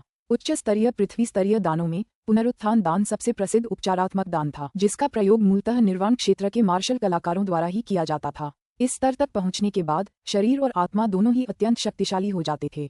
केवल इस स्तर का आत्मा दान ही उन पर प्रभावी हो सकता था। सच्चे मार्शल क्षेत्र और चरम अवस्था के मार्शल कलाकारों के लिए निम्न स्तरीय गहन स्तर के दान से लेकर निम्न स्तरीय पृथ्वी स्तरीय दान तक विभिन्न प्रकार के दानों का प्रयोग किया जाता था। निर्वाण क्षेत्र के मार्शल कलाकारों के लिए ये मध्यम स्तरीय और उच्च स्तरीय पृथ्वी स्तरीय दान थे। बेशक स्वर्ग स्तरीय दान भी उपयोगी थे, लेकिन वे बहुत दुर्लभ थे। कभी कभी अगर निर्वाण क्षेत्र के मार्शल कलाकारों के पास ये होते भी तो वे इनका उपयोग नहीं कर पाते थे। कोई परेशानी की बात नहीं है, हर कोई अपने विवेक से शुरुआत कर सकता है। श्रीमती ली ने हल्की सी मुस्कुराहट के साथ कहा। 10 मिलियन। लियू मैंगर ने हल्के से चिल्लाकर कहा। लियू मैंगर को हरकत करते देख चेन जियांग ने सिर हिलाया और आह भरी। उसे पता था कि उसके पास कोई मौका नहीं है। लियू मैंगर का पुनरुत्थान घास की चाहत होना भी बिल्कुल स्वाभाविक था, क्योंकि वह अपने निर्वाण संकट को पार करने वाली थी। अगर उसके पास पुनरुत्थान दान होता तो वह एक और जीवन के बराबर होता। आप भी यही चाहते हैं? लियू मैंगर ने पूछा। हाँ, लेकिन सिस्टर मैंगर को मुझसे ज्यादा इसकी जरूरत है। मैं इसे सिर्फ संग्रह के लिए चाहता हूँ। चेन जियांग हंसा और बोला, अगर लियू मैंगर चाहे तो वह नर्क स्पिरिट ग्रास और सफेद जेड लोट सीड भी देने में संकोच नहीं करेगा। 13 मिलियन। गु डोंगचेन ने भी बोली में भाग लिया। हालांकि इन डीन ने डैन को परिष्कृत नहीं किया था। वे सभी पुनरुत्थान घास के मूल्य को अच्छी तरह से जानते थे। वे सभी बहुत अच्छी तरह से जानते थे। हुआ शियांग्यू ने बस बगल से देखा। उसे पता था कि लियू मैंगर मुसीबत पार करने वाला है, इसलिए उसने बोली नहीं लगाई। लियू मैंगर से लड़ने से स्पिरिट ग्रास बेचने वाले नीलामीकर्ता को बड़ा मुनाफा हो सकता था। जल्द ही इसकी कीमत 90 मिलियन तक पहुंच गई। मुझे जीतना ही होगा। लियू मैंगर ने थोड़ा भौहें चढ़ाईं, फिर उसने कीमत बढ़ानी जारी रखी। 95 मिलियन। ये सिर्फ एक स्पिरिट घास थी और कुछ नहीं। इसके अलावा कीमियागर जरूरी नहीं कि डैन को परिष्कृत करने में कामयाब हो। जोखिम वाकई बहुत बड़ा था, फिर भी ये दिग्गज एक दूसरे से होड़ कर रहे थे। 100 मिलियन। लियान यिंगशियाओ पीछे नहीं हटा। भले ही वह जानता था कि वह दिव्य हथियार स्वर्गीय साम्राज्य की महारानी और चरम मार्शल संप्रदाय के गु डोंगचेन का सामना कर रहा था, वह चाहे जो भी हो संघर्ष करने वाला था। चेन जियांग बस हक्का बक्का आगे देखता रहा। उसे समझ ही नहीं आ रहा था कि कीमत कहाँ से बढ़ रही है। जैसे किसी की आवाज आती, तुरंत दूसरी बढ़ जाती। पलक झपकते ही कीमत 2 करोड़ तक पहुंच गई। अब तक सिर्फ लियू मैंगर और लियान यिंगशियाओ ही डटे हुए थे। बाकी सभी डीन पहले ही हार चुके थे। हालांकि सबके पास पूंजी थी, लेकिन उनकी पूंजी इन दोनों जितनी नहीं थी। चेंगू मुख्य भूमि में 5 धनिक हैं, लियू मैंगर, लियान यिंगशियाओ, एल्डर डैन, गु डोंगचेन और अंत में हमारे रहस्यमय डीन। चरम मार्शल संप्रदाय ने 2 सीटों पर कब्जा कर लिया था, जबकि महिलाओं ने आधे से ज्यादा सीटों पर कब्जा कर लिया था। हुआ शियांग्यू ने हंसते हुए कहा। लियू मैंगर चिल्लाते रहे, 230 मिलियन, 240 मिलियन, 250 मिलियन। दोनों 10-10 लाख पर 10-10 लाख दाम बढ़ा रहे थे। आखिर लड़ाई 2 धनपतियों के बीच हो रही थी। ये बात सबको अजीब नहीं लग रही थी। चेन जियांग का नजरिया बिल्कुल बदल गया था। उसके पास कुल 300 मिलियन की संपत्ति बची थी, लेकिन ये छोटी सी पुनरुत्थान घास पहले ही इस संख्या को पार कर चुकी थी। 330 मिलियन। लियू मैंगर की आवाज अभी भी धीमी और भव्यता से भरी हुई थी। लियान यिंगशियाओ ने अब आगे बात जारी नहीं रखी, ये लगभग उसकी सीमा थी। लियू मैंगर ने जब पुनरुत्थान घास को सफलतापूर्वक प्राप्त कर लिया तो वह तुरंत कमरे से बाहर चली गई और पुनरुत्थान घास को वापस खरीद लिया। अध्याय 0297 ड्रैगन आत्मा भाग 1। अध्याय 297 ड्रैगन आत्मा भाग 1। चेन जियांग अपनी हथेली पर पड़ी उस खूबसूरत घास को देखकर मन ही मन बहुत हैरान हुआ। ये 300 मिलियन क्रिस्टल पत्थरों से भी ज्यादा कीमती पुनरुत्थान घास थी। वह इसके अंदर की अनोखी जीवन शक्ति को साफ महसूस कर सकता था। यदि संयोगवश कीमियागर शोधन में असफल हो गया तो क्या 300 मिलियन से अधिक क्रिस्टल पत्थर बर्बाद नहीं हो जाएंगे? चेन जियांग ने लियू मैंगर को पुनरुत्थान घास लौटाते हुए पूछा। जो भी हो, मैं तो पहले से ही इसकी आदी हो चुकी हूँ। लियू मैंगर ने हल्की सी आह भरी। ये बिल्कुल स्पष्ट था कि उसने इतने सालों में बहुत कुछ खो दिया था। चेन जियांग के दिमाग में अचानक एक विचार को आधा। बहन मैंगर, क्या आप मुझे पुनरुत्थान घास की देखभाल करने देंगी? मैं इसे चरम मार्शल रहस्यमय क्षेत्र के अंदर लगा दूंगा, वहाँ यह और भी बेहतर विकसित हो सकती है। फिलहाल आपके लिए यह कोई समस्या नहीं होनी चाहिए कि आप इसे शोधन के लिए किसी कीमियागर को जल्दी से दे दें। लियू मैंगर ने एक पल सोचा, अपना सिर हिलाया और कहा, यह कोई समस्या नहीं है। हालांकि आप इसे नहीं खा सकते, यह मेरे लिए बहुत महत्वपूर्ण है। बोलते बोलते उसने चेन जियांग को पुनरुत्थान घास थमा दी। इस तरह की स्पष्टवादिता से चेन जियांग को थोड़ा आश्चर्य हुआ। उसे उम्मीद नहीं थी कि लियू मैंगर इतनी आसानी से पुनरुत्थान घास उसके हवाले कर देगी। इससे उसके दिल में एक गर्मजोशी का एहसास हुआ। इसके बाद 2 पंच रंगीन गहन फल हैं, जो पंचतत्वों के सच्चे तत्वदान को परिष्कृत करने के लिए मुख्य सामग्री हैं। जहाँ तक मुझे याद है, पंचतत्वों का सच्चा तत्वदान बहुत लंबे समय से चेंगू मुख्य भूमि में प्रकट नहीं हुआ है। श्रीमती ली ने एक और वस्तु, पंचतत्वों का सच्चा तत्वदान, प्रस्तुत किया, जो निम्न श्रेणी के गहन स्तर के दानों में तत्व आत्मा दान के बराबर था, चाहे वह उसे परिष्कृत करने की कठिनाई हो या उसकी जड़ी बूटियों की दुर्लभता। जैसे ही श्रीमती ली ने अगली चीज पेश की, चेन जियांग मन ही मन उत्साहित हो गया। उसके पास पहले से ही 5 रंगों वाला कमल था, इसलिए अगर वह 2 5 रंगों वाले गहरे फल खरीदता तो उसे बस रंगहीन आत्मा घास और 5 पत्तियों वाली घास ढूंढनी पड़ती। तब तक उसके पास 5 तत्वों वाले सच्चे तत्वदान की सभी जड़ी बूटियां हो चुकी होती। शुरुआती कीमत 2 मिलियन क्रिस्टल पत्थर है। हर कोई कीमत बढ़ाने के लिए स्वतंत्र है। 2.2 मिलियन। गु डोंगचेन को भी इस चीज में दिलचस्पी थी। 23 लाख। चेन जियांग तुरंत चिल्लाया। शुरुआती कीमत देखकर लग रहा था कि आखिरी कीमत ज्यादा नहीं होगी। उसके पास 3 करोड़ क्रिस्टल पत्थर थे। उसे पूरा भरोसा था कि ये काफी से ज्यादा है। 2.5 मिलियन।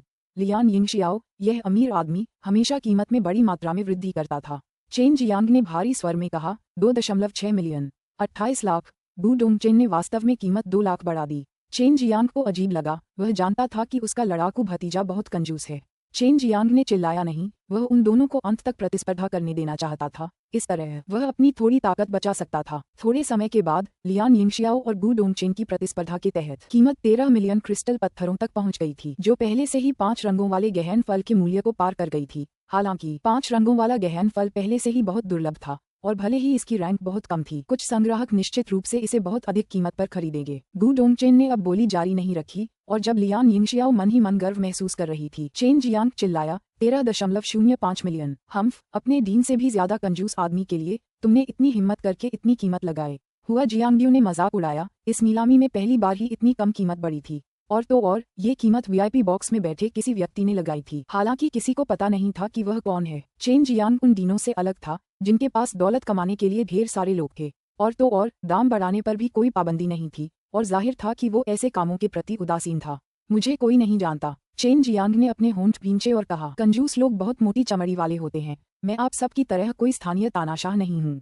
TLN, यहाँ प्रयुक्त स्थानीय तानाशाह तुहाओ शब्द प्राचीन काल में अमीर और शक्तिशाली स्थानीय तानाशाहों, जैसा कि उन्हें कहा जाता था, या ग्रामीण इलाकों में गुंडे के लिए प्रयुक्त होता था। लेकिन आजकल यही शब्द इंटरनेट पर एक ऐसी बोलचाल की भाषा में इस्तेमाल होता है जो किसी ऐसे व्यक्ति के लिए प्रयोग किया जाता है जो गरीब पृष्ठभूमि से आया हो, लेकिन जिसने बहुत जल्दी धन कमाया हो, लेकिन उसके पास अपने धन के साथ चलने के लिए शिष्टाचार या परिष्कार नहीं है।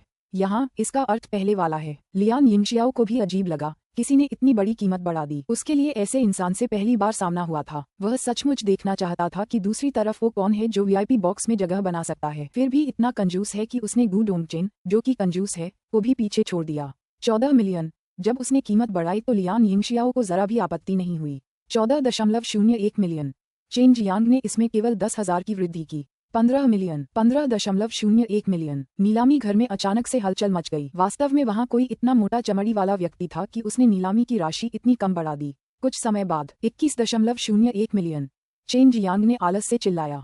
लियान यिंगशियाओ ने आगे बात जारी नहीं रखी। उसे लगा कि यह थोड़ा उबाऊ है, हालांकि वह अमीर था, वह इतनी लापरवाही से खर्च नहीं करेगा। ये तो बस एक निम्न श्रेणी के गहन स्तर के दान के लिए एक जड़ी बूटी थी। इसकी कीमत पहले ही अपने मूल्य से कहीं ज्यादा हो चुकी थी, और अगर ऐसा ही चलता रहा तो उसे बहुत नुकसान होने वाला था। जब तक यह एक आत्मा जड़ी बूटी थी, चेन जियांग की नज़र में यह कोई नुकसान नहीं था, क्योंकि वह बड़ी संख्या में उन्हें उगा सकता था। अंततः उन्होंने इसे 21.01 मिलियन क्रिस्टल पत्थरों के मूल्य पर हासिल कर लिया। अगली चीज तलवार निकली। यह एक शानदार स्तर का उपकरण था। शानदार उपकरण आत्मा के उपकरणों के समान ही थे। उन्हें 9 स्तरों में विभाजित किया गया था। 9वें स्तर का शानदार उपकरण पहले से ही नश्वर दुनिया का सर्वोच्च उपकरण था, और अब एक चौथे स्तर का शानदार हथियार, उल्का तलवार, नीलाम होने वाला था, जिसे लियू मेंगर ने पोस्ट किया था। चूंकि उसने अभी अभी इसे परिष्कृत किया था, इसलिए यह अभी भी बिना रैंक वाला था, सिर्फ चौथे स्तर का। फिर भी दर्शकों में से कई तलवारबाजों के दिलों की धड़कनें तेज हो गईं। वे सभी जिस शानदार हथियार का इस्तेमाल कर रहे थे, वह चौथे या 5वें स्तर का था, उससे ज्यादा कुछ नहीं। लेकिन इस तरह की चीज जितना ज्यादा उतना अच्छा होती है। जाहिर है वे उसे अपने बैग में जरूर शामिल करना चाहते थे। श्रीमती ली द्वारा उल्का तलवार पेश करने के बाद बोली सीधे शुरू हो गई। चेन जियांग को ये देखकर आश्चर्य हुआ कि हुआ जियांगयू और वू काइमिंग भी बाकियों के साथ इसमें शामिल थे। चेन जियांग और लियू मेंगर के अलावा वीआईपी बॉक्स में मौजूद सभी लोगों ने बिना सोचे समझे कीमत बढ़ा दी। चौथे स्तर के शानदार हथियार का प्रलोभन वास्तव में अद्भुत था। इस उल्कापिंड तलवार को बनाने में मैंने 8 साल लगा दिए। लियू मेंगर के स्वर में एक तरह की उदासी थी। उसने खुद इस शानदार हथियार को निखारा था और इतने साल का समय भी लगाया था। कीमत बढ़ती ही जा रही थी, करोड़ पर करोड़, कभी कभी तो करोड़ों में भी। पलक झपकते ही कीमत 5 करोड़ पहुंच गई। चेन जियांग ने ये देखने के बाद चुपके से अपनी जीभ चटकाई। हालांकि वह जानता था कि यदि यह पुनरुत्थान दान अब नीलाम किया जा रहा होता तो वृद्धि निश्चित रूप से अधिक तीव्र होती, क्योंकि यह एक निर्वाण क्षेत्र के मार्शल कलाकारों को उसकी कब्र से बचा सकता था। 800 मिलियन, 900 मिलियन, 1 बिलियन। कुछ ही समय बाद कीमत अंततः बिलियन के आंकड़े को पार कर गई, और फिर भी तीव्र प्रतिस्पर्धा रुकने का कोई संकेत नहीं दिखा रही थी। 1.5 बिलियन। लियान यिंगशियाओ चिल्लाया। उसकी आवाज में सौम्यता और विनम्रता पहले ही गायब हो चुकी थी। इसकी जगह एक अतुलनीय उत्साह ने ले ली थी। हुआ जियांगयुए ने हल्की सी आह भरी, मैं हार मानता हूँ। मैं सिर्फ मैंगा को परिष्कृत करने के लिए सामग्री इकट्ठा करूंगा। नीलामी घर अचानक शांत हो गया। लियान यिंगशियाओ ने एक ही सांस में 500 मिलियन जोड़ दिए, जिसे अन्य दिग्गज सहन नहीं कर पाए। फिर किसी ने लियान यिंगशियाओ से लड़ाई नहीं की और अंततः इसे लियान यिंगशियाओ ने 1.5 बिलियन में खरीद लिया। इसके बाद लियान यिंगशियाओ ने शायद ही कभी किसी अन्य बोली लड़ाई में भाग लिया। जाहिर है, उल्का तलवार खरीदने के बाद उसके पास अब पर्याप्त साहस और ऊर्जा नहीं थी। इसके बाद लियू मेंगा ने बोली लगाने की होड़ में जमकर हिस्सा लिया। उसने एक 9 तत्वों वाला फूल खरीदा, जो पुनरुत्थान दान को परिष्कृत करने वाली मुख्य जड़ी बूटी भी थी। इस वस्तु के लिए उसने पहले ही 3.5 करोड़ क्रिस्टल पत्थर खर्च कर दिए थे और उसके बाद उसने एक पत्थर खरीदने के लिए फिर से 5 करोड़ क्रिस्टल पत्थर खर्च किए और पीले जेड का एक बड़ा टुकड़ा खरीदने के लिए 7 करोड़ क्रिस्टल पत्थर खर्च किए। नीलामी में ज्यादा जड़ी बूटियां नहीं थीं, जो चेन जियांग के लिए काफी निराशाजनक था। उसने सिर्फ 5 रंगों वाला गहरा फल खरीदा, जिससे उसे अच्छा लगा। अगला पत्थर का एक विचित्र टुकड़ा है। पत्थर का ये टुकड़ा एक बहुत ही तीव्र आध्यात्मिक दबाव जारी कर सकता है। हालांकि यह वर्तमान में सील कर दिया गया है। यहाँ तक कि चरम राज्य मार्शल कलाकार भी इस आध्यात्मिक दबाव को सहन करने में असमर्थ हैं। शुरुआती कीमत 50 मिलियन क्रिस्टल पत्थर है। ड्रैगन आत्मा, लॉन्ग जुई ने कहा। अध्याय 0298, ड्रैगन सोल, भाग 2। अध्याय 298, ड्रैगन सोल, भाग 2। ड्रैगन आत्मा एक ड्रैगन के लिए सबसे जरूरी तत्व थी। चेन जियांग के लिए यह मानना थोड़ा मुश्किल था कि नश्वर संसार में एक ड्रैगन आत्मा प्रकट हो सकती है, और यह बात और भी ज्यादा मुश्किल थी कि वह एक पत्थर के टुकड़े में बंद थी। नीलामी मंच पर एक मेज पर नीला प्रकाश बिखेरता एक पत्थर रखा गया था। जैसे ही यह पत्थर का टुकड़ा प्रकट हुआ, सभी ने एक अवर्णनीय आध्यात्मिक दबाव महसूस किया। लियू मेंगा और हुआ शियांग्यू की आकर्षक भौहें भी सिकुड़ रही थीं। इस तरह का एहसास उन्हें थोड़ा असहज कर रहा था, लेकिन दूसरी ओर चेन शियांग को कुछ भी महसूस नहीं हुआ। बहुत ज्यादा आध्यात्मिक दबाव है। आखिर इस पत्थर के अंदर क्या है?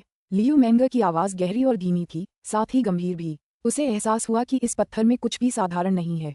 लॉन्ग जुई ने चेन जियांग से कहा, आपको ये पत्थर जरूर खरीदना चाहिए। आपके AJIO dragon slaughtering devil blade में एक दबंग ड्रैगन आत्मा की कमी है और इसीलिए इसे दिव्य हथियार नहीं माना जा सकता है। इससे पहले सु मेयाओ ने ये भी कहा था कि जब वह AJIO dragon slaughtering devil blade के साथ जुड़ गया था, तब से उसे हमेशा लगता था कि उसमें कुछ कमी है। उदाहरण के लिए, उनका काला कछुआ एडामेंटिल कवच और लियू मेंगा का सिंदूरी पक्षी कोमल धागा अपने उपयोगकर्ताओं में समाहित हो सकता था और आसानी से रूपांतरित हो सकता था। हालांकि उनका नीला ड्रैगन वध करने वाला शैतानी ब्लेड उनके जैसा बिल्कुल नहीं था। अगर नीला ड्रैगन वध करने वाला शैतान ब्लेड पूरा हो जाए तो कैसा होगा?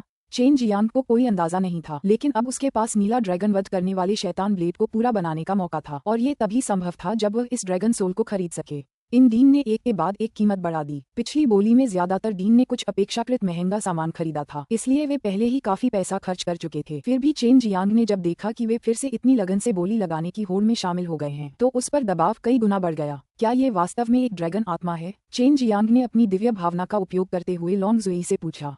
हाँ, और तो और, इसमें चेतना भी नहीं है। ये स्वर्गलोक से गिरा होगा, इस आदमी का शरीर नष्ट हो गया होगा और फिर किसी ने इसकी चेतना मिटाकर इसे पत्थर के अंदर बंद कर दिया होगा। हालांकि यह नश्वर लोक में कैसे गिरा, मुझे कुछ पता नहीं। अब तक मुझे भी नहीं पता कि मैं नश्वर लोक में क्यों पैदा हुआ, लॉन्ग जुई ने कहा। चूंकि इन सभी दिनों ने उस आध्यात्मिक दबाव को महसूस किया था, इसलिए उनका मानना था कि इस पत्थर के पीछे का रहस्य अद्भुत था। अगर यह सीलबंद भी होता तो भी दबाव पहले से ही बहुत ज्यादा था। अगर सील हटा दी जाती तो शायद उन्हें भी उस आध्यात्मिक दबाव को सहना मुश्किल हो जाता। लियू मेंगा भी इसमें शामिल हुए। 60 करोड़, गु डोंगचिन चिल्लाया। इससे पहले भी उसने बहुत कुछ खरीदा था, लेकिन उसकी जेबें अभी भी इतनी भरी हुई थीं कि लियान यिंगशियाओ भी उसके सामने फीकी पड़ गई। हुआ जियांगयुए इस समय वहां से चली गई, क्योंकि उसने भी कुछ क्षण पहले कुछ चीजें खरीदी थीं और मालिक उसे जल्दी से भुगतान करने के लिए आग्रह कर रहा था।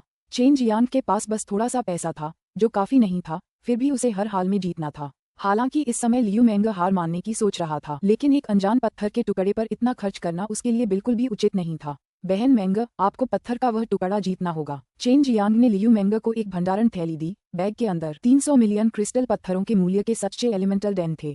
क्यों? लियू मेंगा ने देखा कि चेन जियांग इतना गंभीर था और उसे एहसास हुआ कि पत्थर का टुकड़ा चेन जियांग के लिए बहुत महत्वपूर्ण था। बहन मेंगा, आपका सिंदूरी पक्षी कोमल धागा और मेरा काला कछुआ एडामेंटाइल कवच दोनों हमारे शरीर में समा सकते हैं, लेकिन नीला ड्रैगन वध करने वाला शैतानी ब्लेड नहीं। ऐसा इसलिए है क्योंकि उसमें शस्त्र आत्मा का अभाव है। उस पत्थर में एक शक्तिशाली आत्मा समाहित है और वह मेरे नीला ड्रैगन वध करने वाले शैतानी ब्लेड के साथ विलय के लिए बिल्कुल उपयुक्त है। चेन जियांग ने जल्दी से समझाया। चेन जियांग की व्याख्या सुनकर लियू मेंगा, जो एक ग्रैंड रिफाइनर थी, आश्चर्यचकित हुए बिना नहीं रह सकी, लेकिन उसे चेन जियांग की बात पर जरा भी शक नहीं हुआ। उसने प्यार से मुस्कुराते हुए कहा, इसे मुझ पर छोड़ दो। 620 मिलियन। लियू मेंगर ने चेन जियांग के 300 मिलियन क्रिस्टल पत्थर प्राप्त कर लिए थे और इस समय वह साहस और ऊर्जा से भरपूर थी, और यह भी कि अगर उसने पत्थर खरीद लिया होता तो चेन जियांग का नीला ड्रैगन वध ब्लेड और भी मजबूत हो सकता था। लियू मेंगर हमेशा चेन जियांग के प्रति कृतज्ञ रही थी क्योंकि उसने उसे सिंदूरी पक्षी के कोमल धागे से जोड़ा था। इसके अलावा उसने उसे सिंदूरी पक्षी दिव्य अभ्यास भी करवाया था और इस तरह के शक्तिशाली अभ्यास ने उसे ज्वालाओं में अपनी साधना में बहुत प्रगति करने में मदद की थी। बाद में चेन जियांग ने उसे एक अग्नि आत्मा के साथ भी जोड़ा था, इसलिए चेन जियांग से उसे जो कुछ भी प्राप्त हुआ था उसकी तुलना धन से नहीं की जा सकती थी। बाद में सिस्टर मेंगर को उस आत्मा को नीला ड्रैगन वध करने वाले शैतान ब्लेड में मिलाने में मेरी मदद करनी होगी, चेन जियांग ने हंसते हुए कहा। लियू मेंगर ने पहली बार हथियार आत्मा के बारे में कुछ सुना और इससे उसे बहुत प्रेरणा मिली। अगर वह शोधन के दौरान किसी आत्मिक जानवर या गहन जानवर की आत्मा को उपकरण के साथ मिला सके तो ये शानदार उपकरण और आत्मिक उपकरण और भी शक्तिशाली बन सकते हैं। वह बहुत उत्सुक थी कि चेन जियांग को इनके बारे में कैसे पता चला। ये ज्ञान स्पष्ट रूप से चेनवू मुख्य भूमि से नहीं था। अब जब उसे लियू मेंगर के हंडे की मदद मिल गई तो चेन जियांग ने राहत की सांस ली। जल्द ही लियू मेंगर ने आखिरकार 980 करोड़ क्रिस्टल पत्थरों की कीमत पर वह पत्थर का टुकड़ा जीत लिया। इसके साथ ही नीलामी भी समाप्त हो गई। लियू मेंगर ने पत्थर प्राप्त करने के बाद चेन जियांग के साथ जल्दी से चली गई और हुआ जियांगयू कहाँ चली गई ये तो भगवान ही जाने, वह वापस ही नहीं लौटी। पत्थर को छूने के बाद लियू मेंगर और भी ज्यादा उत्साहित हो गईं। उन्हें अंदाजा हो गया था कि अंदर जरूर एक बहुत शक्तिशाली आत्मा है। हालांकि उन्हें नहीं पता था कि वह किसकी आत्मा है। वह इतनी शक्तिशाली थी कि सील की 2 परतों के पार भी वह इतना जबरदस्त आध्यात्मिक दबाव दे सकती थी। दिव्य शास्त्र भंडार में लियू मेंगर चेन जियांग के साथ एक निजी कमरे में दाखिल हुईं।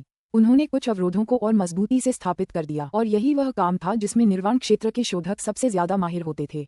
लियू मेंगर का चेहरा बहुत गंभीर था क्योंकि उसने काली चड्डी पहन रखी थी, जबकि चेन जियांग ने भी अपना नीला ड्रैगन वध शैतान ब्लेड निकाल लिया था।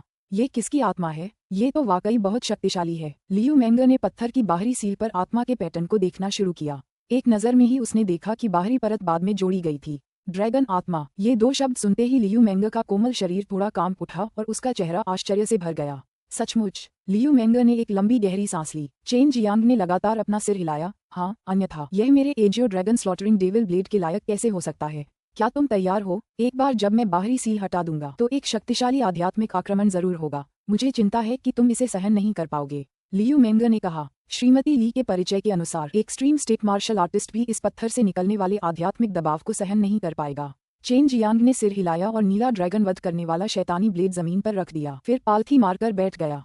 लियू मेंगर भी चेन जियांग के सामने शान से बैठ गया और उनके बीच नीला ड्रैगन वध करने वाला शैतानी ब्लेड रखा। लियू मेंगर ने अपनी आंखें बंद कर लीं और जैसे ही उसने उस हरे पत्थर को हल्के से सहलाया, उसकी उंगली से एक सुनहरी चमक फूट पड़ी। अचानक हरे पत्थर से एक नीली रोशनी चमकी और लियू मेंगर ने एक धीमी और कोमल चीख निकाली। उसी समय चेन जियांग के सिर में तेज दर्द हुआ, लेकिन जल्द ही सब ठीक हो गया। आप अप्रत्याशित रूप से ठीक हैं? लियू मेंगर एक बार फिर चौंक गईं। उन्होंने पहले सोचा था कि चेन जियांग को बेहोश हो जाना चाहिए था। हे, मैं उतना बेकार नहीं हूँ जितना तुम सोच रहे हो। चेन जियांग धीरे से हंसा। लियू मेंगर को लगा कि चेन जियांग कोई साधारण इंसान नहीं है, क्योंकि वह जानती थी कि केवल एक बहुत शक्तिशाली दिव्य इंद्रिय वाला ही ड्रैगन आत्मा द्वारा उत्सर्जित आध्यात्मिक दबाव को सहन कर सकता है। वह जानती थी कि यह आध्यात्मिक दबाव एक ऐसा दबाव था जिसका एक सच्चा मार्शल क्षेत्र मार्शल कलाकार विरोध नहीं कर सकता। लियू मेंगर अब निश्चित रूप से कह सकता था कि चेन जियांग की दिव्य भावना बहुत बहुत प्रबल थी, वरना उसकी तरह वह भी यहाँ कुछ भी महसूस किए बिना नहीं बैठ पाता। मैं शुरू करने जा रहा हूँ। जब तक पत्थर टूटेगा तब तक अंतिम मुहर भी टूट जाएगी। पत्थर के इस टुकड़े को आमतौर पर सीलिंग सोल स्टोन के नाम से जाना जाता है। इसे तोड़ने के बाद मुहर टूट जाएगी, लियू मेंगर ने गंभीरता से समझाया। बोलते हुए उसने पत्थर का वह टुकड़ा लिया और उसे नीला ड्रैगन वध शैतान ब्लेड पर पटक दिया। अध्याय 0299 पूर्ण दिव्य ब्लेड। अध्याय 299 पूर्ण दिव्य ब्लेड। पत्थर टूटने के बाद एक और भी भयंकर आध्यात्मिक आक्रमण की लहर ने उनकी चेतना पर आक्रमण किया। तुरंत लियू मेंगर और चेन जियांग दोनों एक साथ जोर से चीखे, लेकिन जल्द ही वह घटित हो गया। बहन मेंगर अपनी दिव्य इंद्री से ड्रैगन आत्मा को नीला ड्रैगन वध करने वाले शैतान ब्लेड में डाल दो। ये लॉन्ग जुएई था जो चेन जियांग की आवाज की नकल कर रहा था, क्योंकि वह उस समय अभी भी आधा चकित था। लियू मेंगर जल्द ही होश में आ गई और उसने तुरंत लॉन्ग जुएई के निर्देशों का पालन किया। अपनी दिव्य बुद्धि से उसने उस नीली आग जैसी चीज पर दबाव डाला जो नीले ड्रैगन वध करने वाले शैतानी ब्लेड के चारों ओर घूम रही थी, लेकिन उसे बहुत तीव्र प्रतिरोध का सामना करना पड़ा। क्या ये वास्तव में ठीक है? लियू मेंगर हिचकिचाई, क्योंकि ड्रैगन आत्मा का प्रतिरोध बहुत मजबूत था, जिससे उसके लिए इसे दबाना मुश्किल हो गया था। अपने सिंदूरी पक्षी कोमल धागे का उपयोग करें। यह न केवल भौतिक चीजों को लपेट और दबा सकता है, बल्कि आत्मा के साथ भी ऐसा ही कर सकता है। लॉन्ग जुएई ने एक बार फिर चेन जियांग की आवाज की नकल की और समझाया कि क्या करना है। लियू मेंगर को अचानक लगा कि चेन जियांग में एक विशेषज्ञ का सा माहौल है। वह अप्रत्याशित रूप से इतनी सारी बातें जानता था जिनके बारे में उसे कुछ भी पता नहीं था। ये याद रखना चाहिए कि वह पूरे चेनवू मुख्य भूमि में सबसे शक्तिशाली शोधक थी। इसी क्षण लियू मेंगर की जेड जैसी हथेली पर एक पारदर्शी रिबन उभर आया। उसके नियंत्रण और हेरफेर से ये पारदर्शी रिबन अनगिनत बेहद महीन पारदर्शी धागों में बदल गया, जो फिर तेजी से नीले ड्रैगन वध करने वाले शैतानी ब्लेड के चारों ओर लिपट गए और जल्द ही ब्लेड को पूरी तरह से ढक लिया। इस बिंदु पर लियू मेंगर को लगा कि यह प्रक्रिया बहुत आसान थी। इसके अलावा वह ये भी महसूस कर सकती थी कि ड्रैगन सोल थोड़ा थोड़ा करके AJIO dragon slaughtering devil blade में प्रवेश कर रहा है। चेन जियांग के मन का दर्द अब तक गायब हो चुका था, उसका रंग अभी भी थोड़ा पीला था। इस समय लियू मेंगर उसे ऐसे देख रही थी जैसे किसी राक्षस को देख रही हो। अब वह चेन जियांग के बारे में और भी ज्यादा उत्सुक हो गई थी।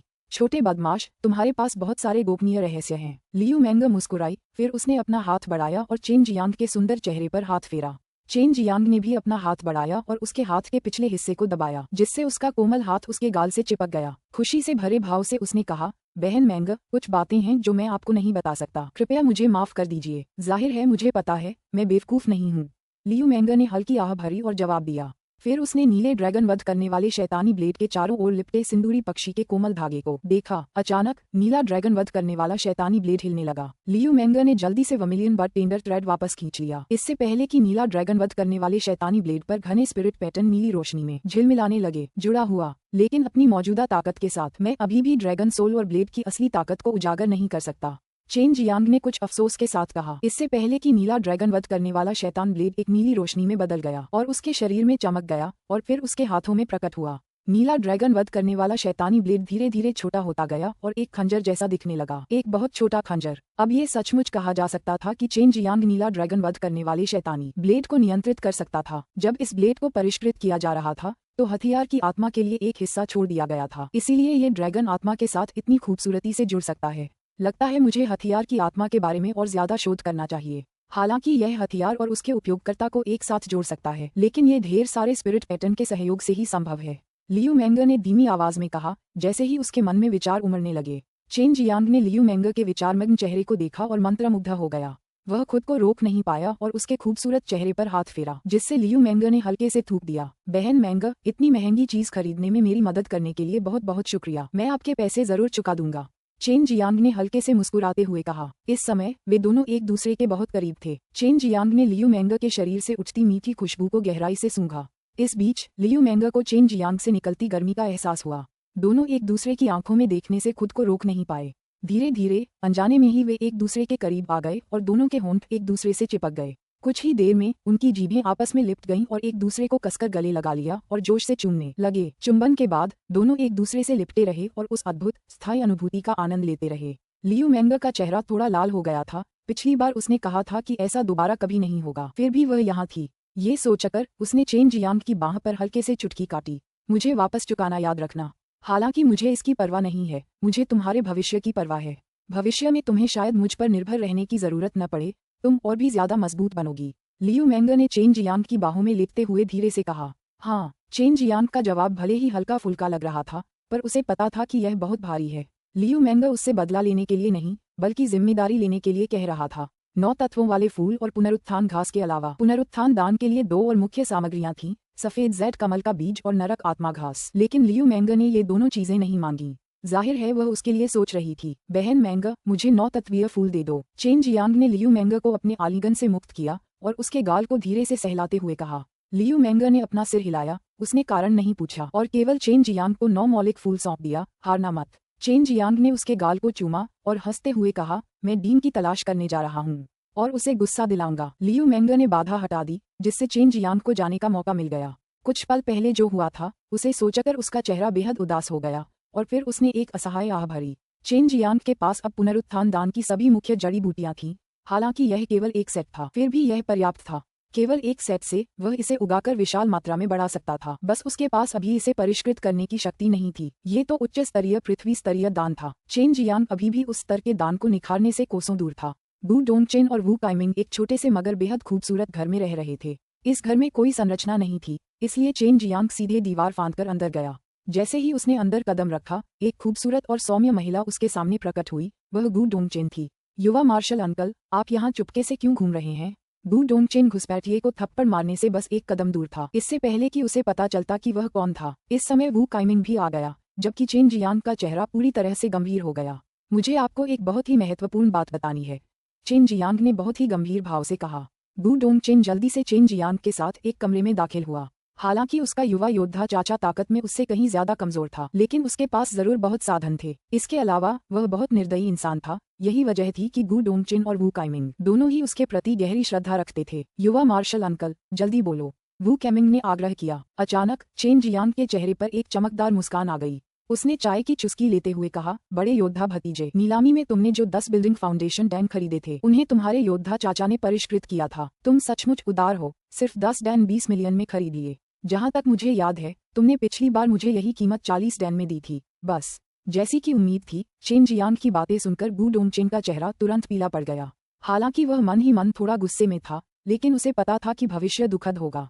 उसने सोचा था कि चेन जियांग नीलामी में नहीं गया होगा, लेकिन अब जब उसे बिल्डिंग फाउंडेशन डैम की कीमत पता चल गई थी, तो अगर वह अब भी उससे इसे खरीदना चाहता था तो उसे बाद में ज्यादा कीमत चुकानी होगी। बड़े योद्धा भतीजे, तुम सचमुच बहुत शक्तिशाली हो। बोली प्रक्रिया की लड़ाई के दौरान भले ही तुम लियू मेंगर और लियान यिंगशियाओ से दबे हुए थे, फिर भी तुम्हारे पास बहुत धन था। तुम अंत तक उनसे लड़ने में भी कामयाब रहे। चेन जियांग गु डोंगचेन के पास आया और उसके कंधे पर थपथपाया। गु डोंगचेन का चेहरा मौत की तरह पीला पड़ गया था। चेन जियांग को अब पता चल गया था कि वह एक धनिक है। अगली बार जब चेन जियांग गु डोंगचेन को कुछ बेचेगा तो वह निश्चित रूप से उसके पैसे और उससे भी ज्यादा ठग लेगा। वू काइमिंग हंस रहा था। गु डोंगचेन हमेशा गरीबी का नाटक करता रहा था, बस इसलिए कि चेन जियांग उसे सस्ते में डैन बेच दे। हालांकि नीलामी के दौरान उसने अपनी छिपी हुई अपार संपत्ति का खुलासा कर ही दिया था। अध्याय 0300 लियान यिंगजियाओ। अध्याय 300 लियान यिंगजियाओ। चेन जियांग के गर्वीले रूप को देखते हुए गु डोंगचेन ने मन ही मन शिकायत की। पिछली बार चेन जियांग ने उसे 40 बिल्डिंग फाउंडेशन डैन बेचे थे और पहली बार गु डोंगचेन ने एक साथ इतने सारे डैन खरीदे थे। इससे पहले वह सिर्फ एक या कुछ डैन ही खरीद पाता था, इसलिए उसे यकीन था कि चेन जियांग के पास बिल्डिंग फाउंडेशन डैन को परिष्कृत करने के लिए कई सामग्रियां मौजूद हैं। चरम मार्शल संप्रदाय के अधिपति के रूप में चरम मार्शल संप्रदाय का विकास उनकी सबसे महत्वपूर्ण जिम्मेदारी थी और अपने संप्रदाय के शिष्यों की शक्ति को शीघ्रता से बढ़ाने के लिए दान आवश्यक थे। यद्यपि चरम मार्शल संप्रदाय के शिष्यों की संख्या बहुत अधिक थी, फिर भी सच्चे मार्शल क्षेत्र के मार्शल कलाकार अत्यंत दुर्लभ थे। यदि उनके पास बड़ी संख्या में बिल्डिंग फाउंडेशन दान होते तो कम समय में ही 10वें स्तर के नश्वर मार्शल क्षेत्र के संभावित मार्शल कलाकारों के लिए सच्चे मार्शल क्षेत्र में आगे बढ़ना संभव हो जाता। युवा मार्शल अंकल, क्या आपके पास अभी भी बिल्डिंग फाउंडेशन डैन्स हैं? गु डोंगचेन ने पूछा। मेरे पास और नहीं है, रुको जब तक मैं तुम्हें फिर से ढूंढ लूं। चेन जियांग के पास निस्संदेह वे थे, लेकिन उसके पास ज्यादा नहीं थे। इसके अलावा अगर वह उन्हें अभी गु डोंगचेन को बेचता तो उसे ज्यादा कीमत नहीं मिलती। लियान यिंगशियाओ और उसका बेटा आ रहे हैं, वो जरूर दिखावा करेगा। वू काइमिंग अचानक बोल पड़ा। इस समय चेन जियांग को भी लियान यिंगशियाओ का आभामंडल महसूस हुआ। पहले चेन जियांग को यकीन था कि लियान मिंगडोंग और लिंग यिंगशियाओ के बीच कोई रिश्ता है और वे शायद पिता पुत्र ही थे, लेकिन अब जब उसने सुना कि लिंग यिंगशियाओ अपने बेटे के साथ आ रही है तो वह थोड़ा हैरान हुए बिना नहीं रह सका। उसका बेटा कौन है? क्या वह बहुत शक्तिशाली है? चेन जियांग ने पूछा। सच्चे मार्शल क्षेत्र के 5वें स्तर का एक कीमियागर, वह अपने पिता की तरह कमजोर नहीं है, बल्कि 100 साल पहले लियान यिंगशियाओ की 7वीं पत्नी से पैदा हुआ एक घमंडी इंसान है। लियान यिंगशियाओ के अनगिनत बेटे बेटियों में उसे उत्कृष्ट योग्यता वाला माना जा सकता है। गु डोंगचेन ने तुरंत जवाब दिया। चेन जियांग को आश्चर्य हुआ। आखिरकार लियान यिंगशियाओ के पास कितनी औरतें हैं? वह वास्तव में अपने बेटे के साथ चलने में सक्षम है, फिर भी तुम दोनों वास्तव में अभी भी कुंवारे हो। बहुत बेकार, यहाँ तक कि तुम्हारे मार्शल अंकल की भी एक पत्नी है। ऐसा लग रहा था कि इस सौम्य और विनम्र लियान यिंगशियाओ के पास वाकई बहुत सी औरतें हैं। चेन जियांग को अब शक हो गया था कि लियान मिंगडोंग को लोट्स आइलैंड में ज्यादा तवज्जो नहीं मिली होगी, लेकिन लियान मिंगडोंग का चरित्र लियान यिंगशियाओ से काफी मिलता जुलता था। ये बिल्कुल साफ था कि लियान मिंगडोंग को अपने पिता का ज्यादा खून मिला था। लियान यिंगशियाओ की 10 औरतें हैं, अब सिर्फ 9 ही बची हैं। बाकी मरी नहीं हैं, बल्कि उनके किसी और के साथ अवैध संबंध थे और वे उनके साथ भाग गई थीं। गु डोंगचेन ने हंसते हुए कहा, युवा मार्शल अंकल, आप मुझे नीची नजर से नहीं देख सकते। मेरी औरत अब चेनवू मुख्य भूमि में नहीं है, बस वह इस समय किसी दूसरी मुख्य भूमि में है और उसे आने में कुछ समय लग सकता है। बाकी मुख्य भूमियां समुद्र पार बहुत दूर थीं। चेन जियांग भी वहां जाने का मौका चाहता था। उसने वू काइमिंग की तरफ देखा, फिर हंसते हुए पूछा, छोटे गंजे, तुम क्या कर रहे हो? वू काइमिंग ने अपने होंठ भींचे और कहा, मैं तो बस एक बूढ़ा आदमी हूँ, मेरी तरफ कौन देखेगा? लियान यिंगशियाओ एक सुंदर और गौरवान्वित व्यक्ति के साथ आया, जिसकी तलवार जैसी भौहें और सितारों जैसी चमकदार आंखें थीं। यह व्यक्ति वास्तव में लियान यिंगशियाओ का पसंदीदा पुत्र था, जिसका नाम लियान चांगयुन था। लियान यिंगशियाओ ने अपने बेटे को इतना संजोया है कि उसने उसे दक्षिणी बंजर भूमि में नहीं भेजा। चेन जियांग ने लियान चांगेयुन की ओर एक उपेक्षा भरी नजर से देखा। फिर लियान यिंगशियाओ की ओर सम्मानपूर्वक सलाम किया। चांगेयुन, ये चरम मार्शल संप्रदाय का सबसे युवा विशेषज्ञ और साथ ही सबसे युवा कीमियागर चेन जियांग है। तुमने उसका नाम तो सुना ही होगा, आओ और उसका अभिवादन करो। लियान यिंगशियाओ मुस्कुराया और बोला। चेन जियांग की प्रतिष्ठा बहुत अच्छी थी। पूरे चेनवू मुख्य भूमि में ज्यादातर मार्शल आर्टिस्ट उसके बारे में सुन चुके थे और वह सचमुच किशोर प्रतिभा की उपाधि के योग्य था। हालांकि लियान चांगेयुन मन ही मन चेन जियांग से ईर्ष्या करता था। वह अपने पिता पर भरोसा करने के लिए जाना जाता था, जबकि चेन जियांग किसी पर भरोसा नहीं करता था। चेन जियांग की न केवल अद्भुत प्रतिष्ठा थी, बल्कि उसने दिव्य अस्त्र स्वर्गीय साम्राज्य से जू जियाशियान का अनुग्रह भी प्राप्त कर लिया था और पति पत्नी बन गया था। यही बात लियान चांगेयुन को सबसे ज्यादा ईर्ष्यालु बनाती थी। लियान चांगेयुन को अपने पिता का रोमांटिक स्वभाव विरासत में मिला था। एक बार वह लियान यिंगशियाओ के साथ दिव्य अस्त्र स्वर्गीय साम्राज्य की यात्रा पर गया था और उसी दौरान उसकी मुलाकात जू शियानशियान से हुई थी। वह ऐसी परी जैसी लड़की पाने के लिए बहुत उत्सुक था, लेकिन उसे उम्मीद नहीं थी कि उसकी सगाई चेन शियांग से हो चुकी होगी। हालांकि यह पहली बार था जब लियान चांगेयुन ने चेन जियांग से मुलाकात की थी। वह चेन जियांग से बहुत नफरत करता था। हालांकि अपने पिता का चेहरा न खोने के लिए उसने विनम्रता से अभिवादन किया। चेन जियांग, मैंने सुना है तुम्हें जुआ खेलना पसंद है। चाहे लड़ाई हो या कीमिया, क्या तुम मेरे साथ जुआ खेलने को तैयार हो? हम तय कर सकते हैं कि कीमिया प्रतियोगिता में कौन जीतेगा और कौन हारेगा। लियान चांगेयुन ने पूछा। हालांकि उसके चेहरे पर मुस्कान थी, लेकिन उसकी आवाज में उत्तेजना थी। चेन जियांग ने अपना सिर हिलाया, जिससे लियान चांगेयुन का चेहरा बदल गया। क्या ऐसा हो सकता है कि आप मुझे नीची नजर से देख रहे हैं? चूंकि यह सिर्फ युवाओं के बीच की जुबानी जंग थी, इसलिए गू डोंगचेन और बाकी लोगों ने जरा भी दखल नहीं दिया। वे बस किनारे खड़े होकर उस अच्छे तमाशे को देख रहे थे जो हो रहा था। जब लियान यिंगशियाओ ने चेन जियांग का इनकार सुना, तो उसे मन ही मन बहुत बेचैनी हुई। पिछली बार उसने चेन जियांग को एक सफेद जेड कमल का बीज दिया था और अब वह उसे कोई इज्जत नहीं दे रहा था। क्या तुम्हें डर है कि मैं तुम्हारे साथ शर्त नहीं लगा सकता? क्यों न मैं तुम्हारे साथ एक सफेद जेड कमल के बीज की शर्त लगा लूं? लियान चांगेयुन ने गर्व से कहा, मानो सफेद जेड कमल के बीज का होना कोई अद्भुत बात हो। लियान यिंगशियाओ ने दक्षिणी बंजर भूमि में घटित मामलों के बारे में बात नहीं की थी और उसने दूसरों को भी आदेश दिया था कि वे इसके बारे में बात न करें। यही कारण था कि लियान चांगेयुन को कुछ भी पता नहीं था। बेटे, थोड़ा सा मान सम्मान देना अच्छा नहीं होगा? हम जिस सफेद जेड लोड सीट की बात कर रहे हैं, अगर तुम आगे नहीं बढ़ सकते तो मैं और छोटा भाई तुम्हारी मदद कर सकते हैं। गू डोंगचेन को भी नहीं पता था कि चेन जियांग को क्या हो गया है। चेन जियांग ने तो इतना बड़ा दांव खेलने से ही इनकार कर दिया था। गू डोंगचेन भी नहीं चाहता था कि लियान यिंगशियाओ चेन जियांग से नफरत करे। चेन जियांग ने अपने दिल में आह भरी और विनम्रता से पूछा, भाई लियान, आप किस स्तर की कीमिया टूर्नामेंट में भाग लेने जा रहे हैं? स्वाभाविक रूप से मध्य श्रेणी। मेरी उम्र के हिसाब से मध्य श्रेणी के टूर्नामेंट में भाग लेना पहले से ही अच्छा है। आप एक उत्कृष्ट युवा कीमियागर भी हैं, आप और मैं प्रतिस्पर्धा क्यों न करें? लियान चांगेयुन ने उत्तर दिया। वह चेन जियांग को हराना चाहता था और यह उसके लहजे से स्पष्ट रूप से पता चलता था। चेन जियांग ने व्यंग्यात्मक ढंग से मुस्कुराते हुए कहा, मुझे डर है कि मुझे भाई लियान को निराश करना पड़ेगा। ऐसा नहीं है कि मैं कीमिया टूर्नामेंट में भाई लियान के साथ प्रतिस्पर्धा नहीं करना चाहता। ये सिर्फ बात यह है कि छोटा भाई उच्च रैंक टूर्नामेंट में भाग लेने जा रहा है। उच्च स्तरीय टूर्नामेंट। गू डोंगचेन, वू काइमिंग और लियान यिंगशियाओ तीनों अचानक हैरान रह गए। उच्च स्तरीय टूर्नामेंट में केवल 5वें या 6ठे स्तर का कीमियागर ही भाग ले सकता है। दूसरे शब्दों में, क्या चेन जियांग पहले से ही 5वें स्तर का कीमियागर था? असंभव। चेन जियांग, इस तरह के तर्क से मेरी चुनौती को अस्वीकार मत करो। कम से कम एक 5वें स्तर के कीमियागर को 3 प्रकार के निम्न श्रेणी के गहन स्तर के दानों को परिष्कृत करने में सक्षम होना चाहिए। केवल एक प्रकार में सफल होने के लिए अभ्यास के लिए अनगिनत जड़ी बूटियों की आवश्यकता होती है। अगर ये 3 प्रकार के दानों के लिए है, तो यह और भी कठिन होगा। तुम 20 या इतने साल की उम्र में 3 प्रकार के निम्न श्रेणी के गहन स्तर के दान को कैसे परिष्कृत कर सकते हो? मेरे गुरु को एक प्रतिभाशाली माना जाता है, फिर भी उन्हें 5वें स्तर का कीमियागर बनने में 200 साल लग गए। लियान चांगेयुन गुस्से से चिल्लाया। ओह! चेन जियांग चिल्लाया। फिर उसने जेड कार्ड का एक टुकड़ा निकाला। जेड कार्ड पर 5 हल्की सुनहरी रेखाएं थीं और यही उसके 5वें स्तर के निम्न कीमियागर होने का प्रमाण था। उस पर चेन जियांग का नाम भी लिखा था और उसके पीछे खून से कुछ शब्द उकेरे गए थे। वे जांच करने वाले कीमियागरों के हस्ताक्षर थे। गू डोंगचेन ने सबसे पहले उसे पकड़ा और चारों हस्ताक्षरों को देखा। उसने भौहें चढ़ाते हुए कहा, अप्रत्याशित रूप से हुआ शियांग्यू ने व्यक्तिगत रूप से आपकी जांच की। जहां तक मुझे पता है, हुआ शियांग्यू एक 8वें स्तर का कीमियागर है और अन्य 3 कीमियागर भी काफी प्रसिद्ध हैं। उन सभी ने एक बार डैन को परिष्कृत करने में मेरी मदद की थी। यह जेड कार्ड नकली नहीं होना चाहिए। लियान यिंगशियाओ स्तब्ध रह गया।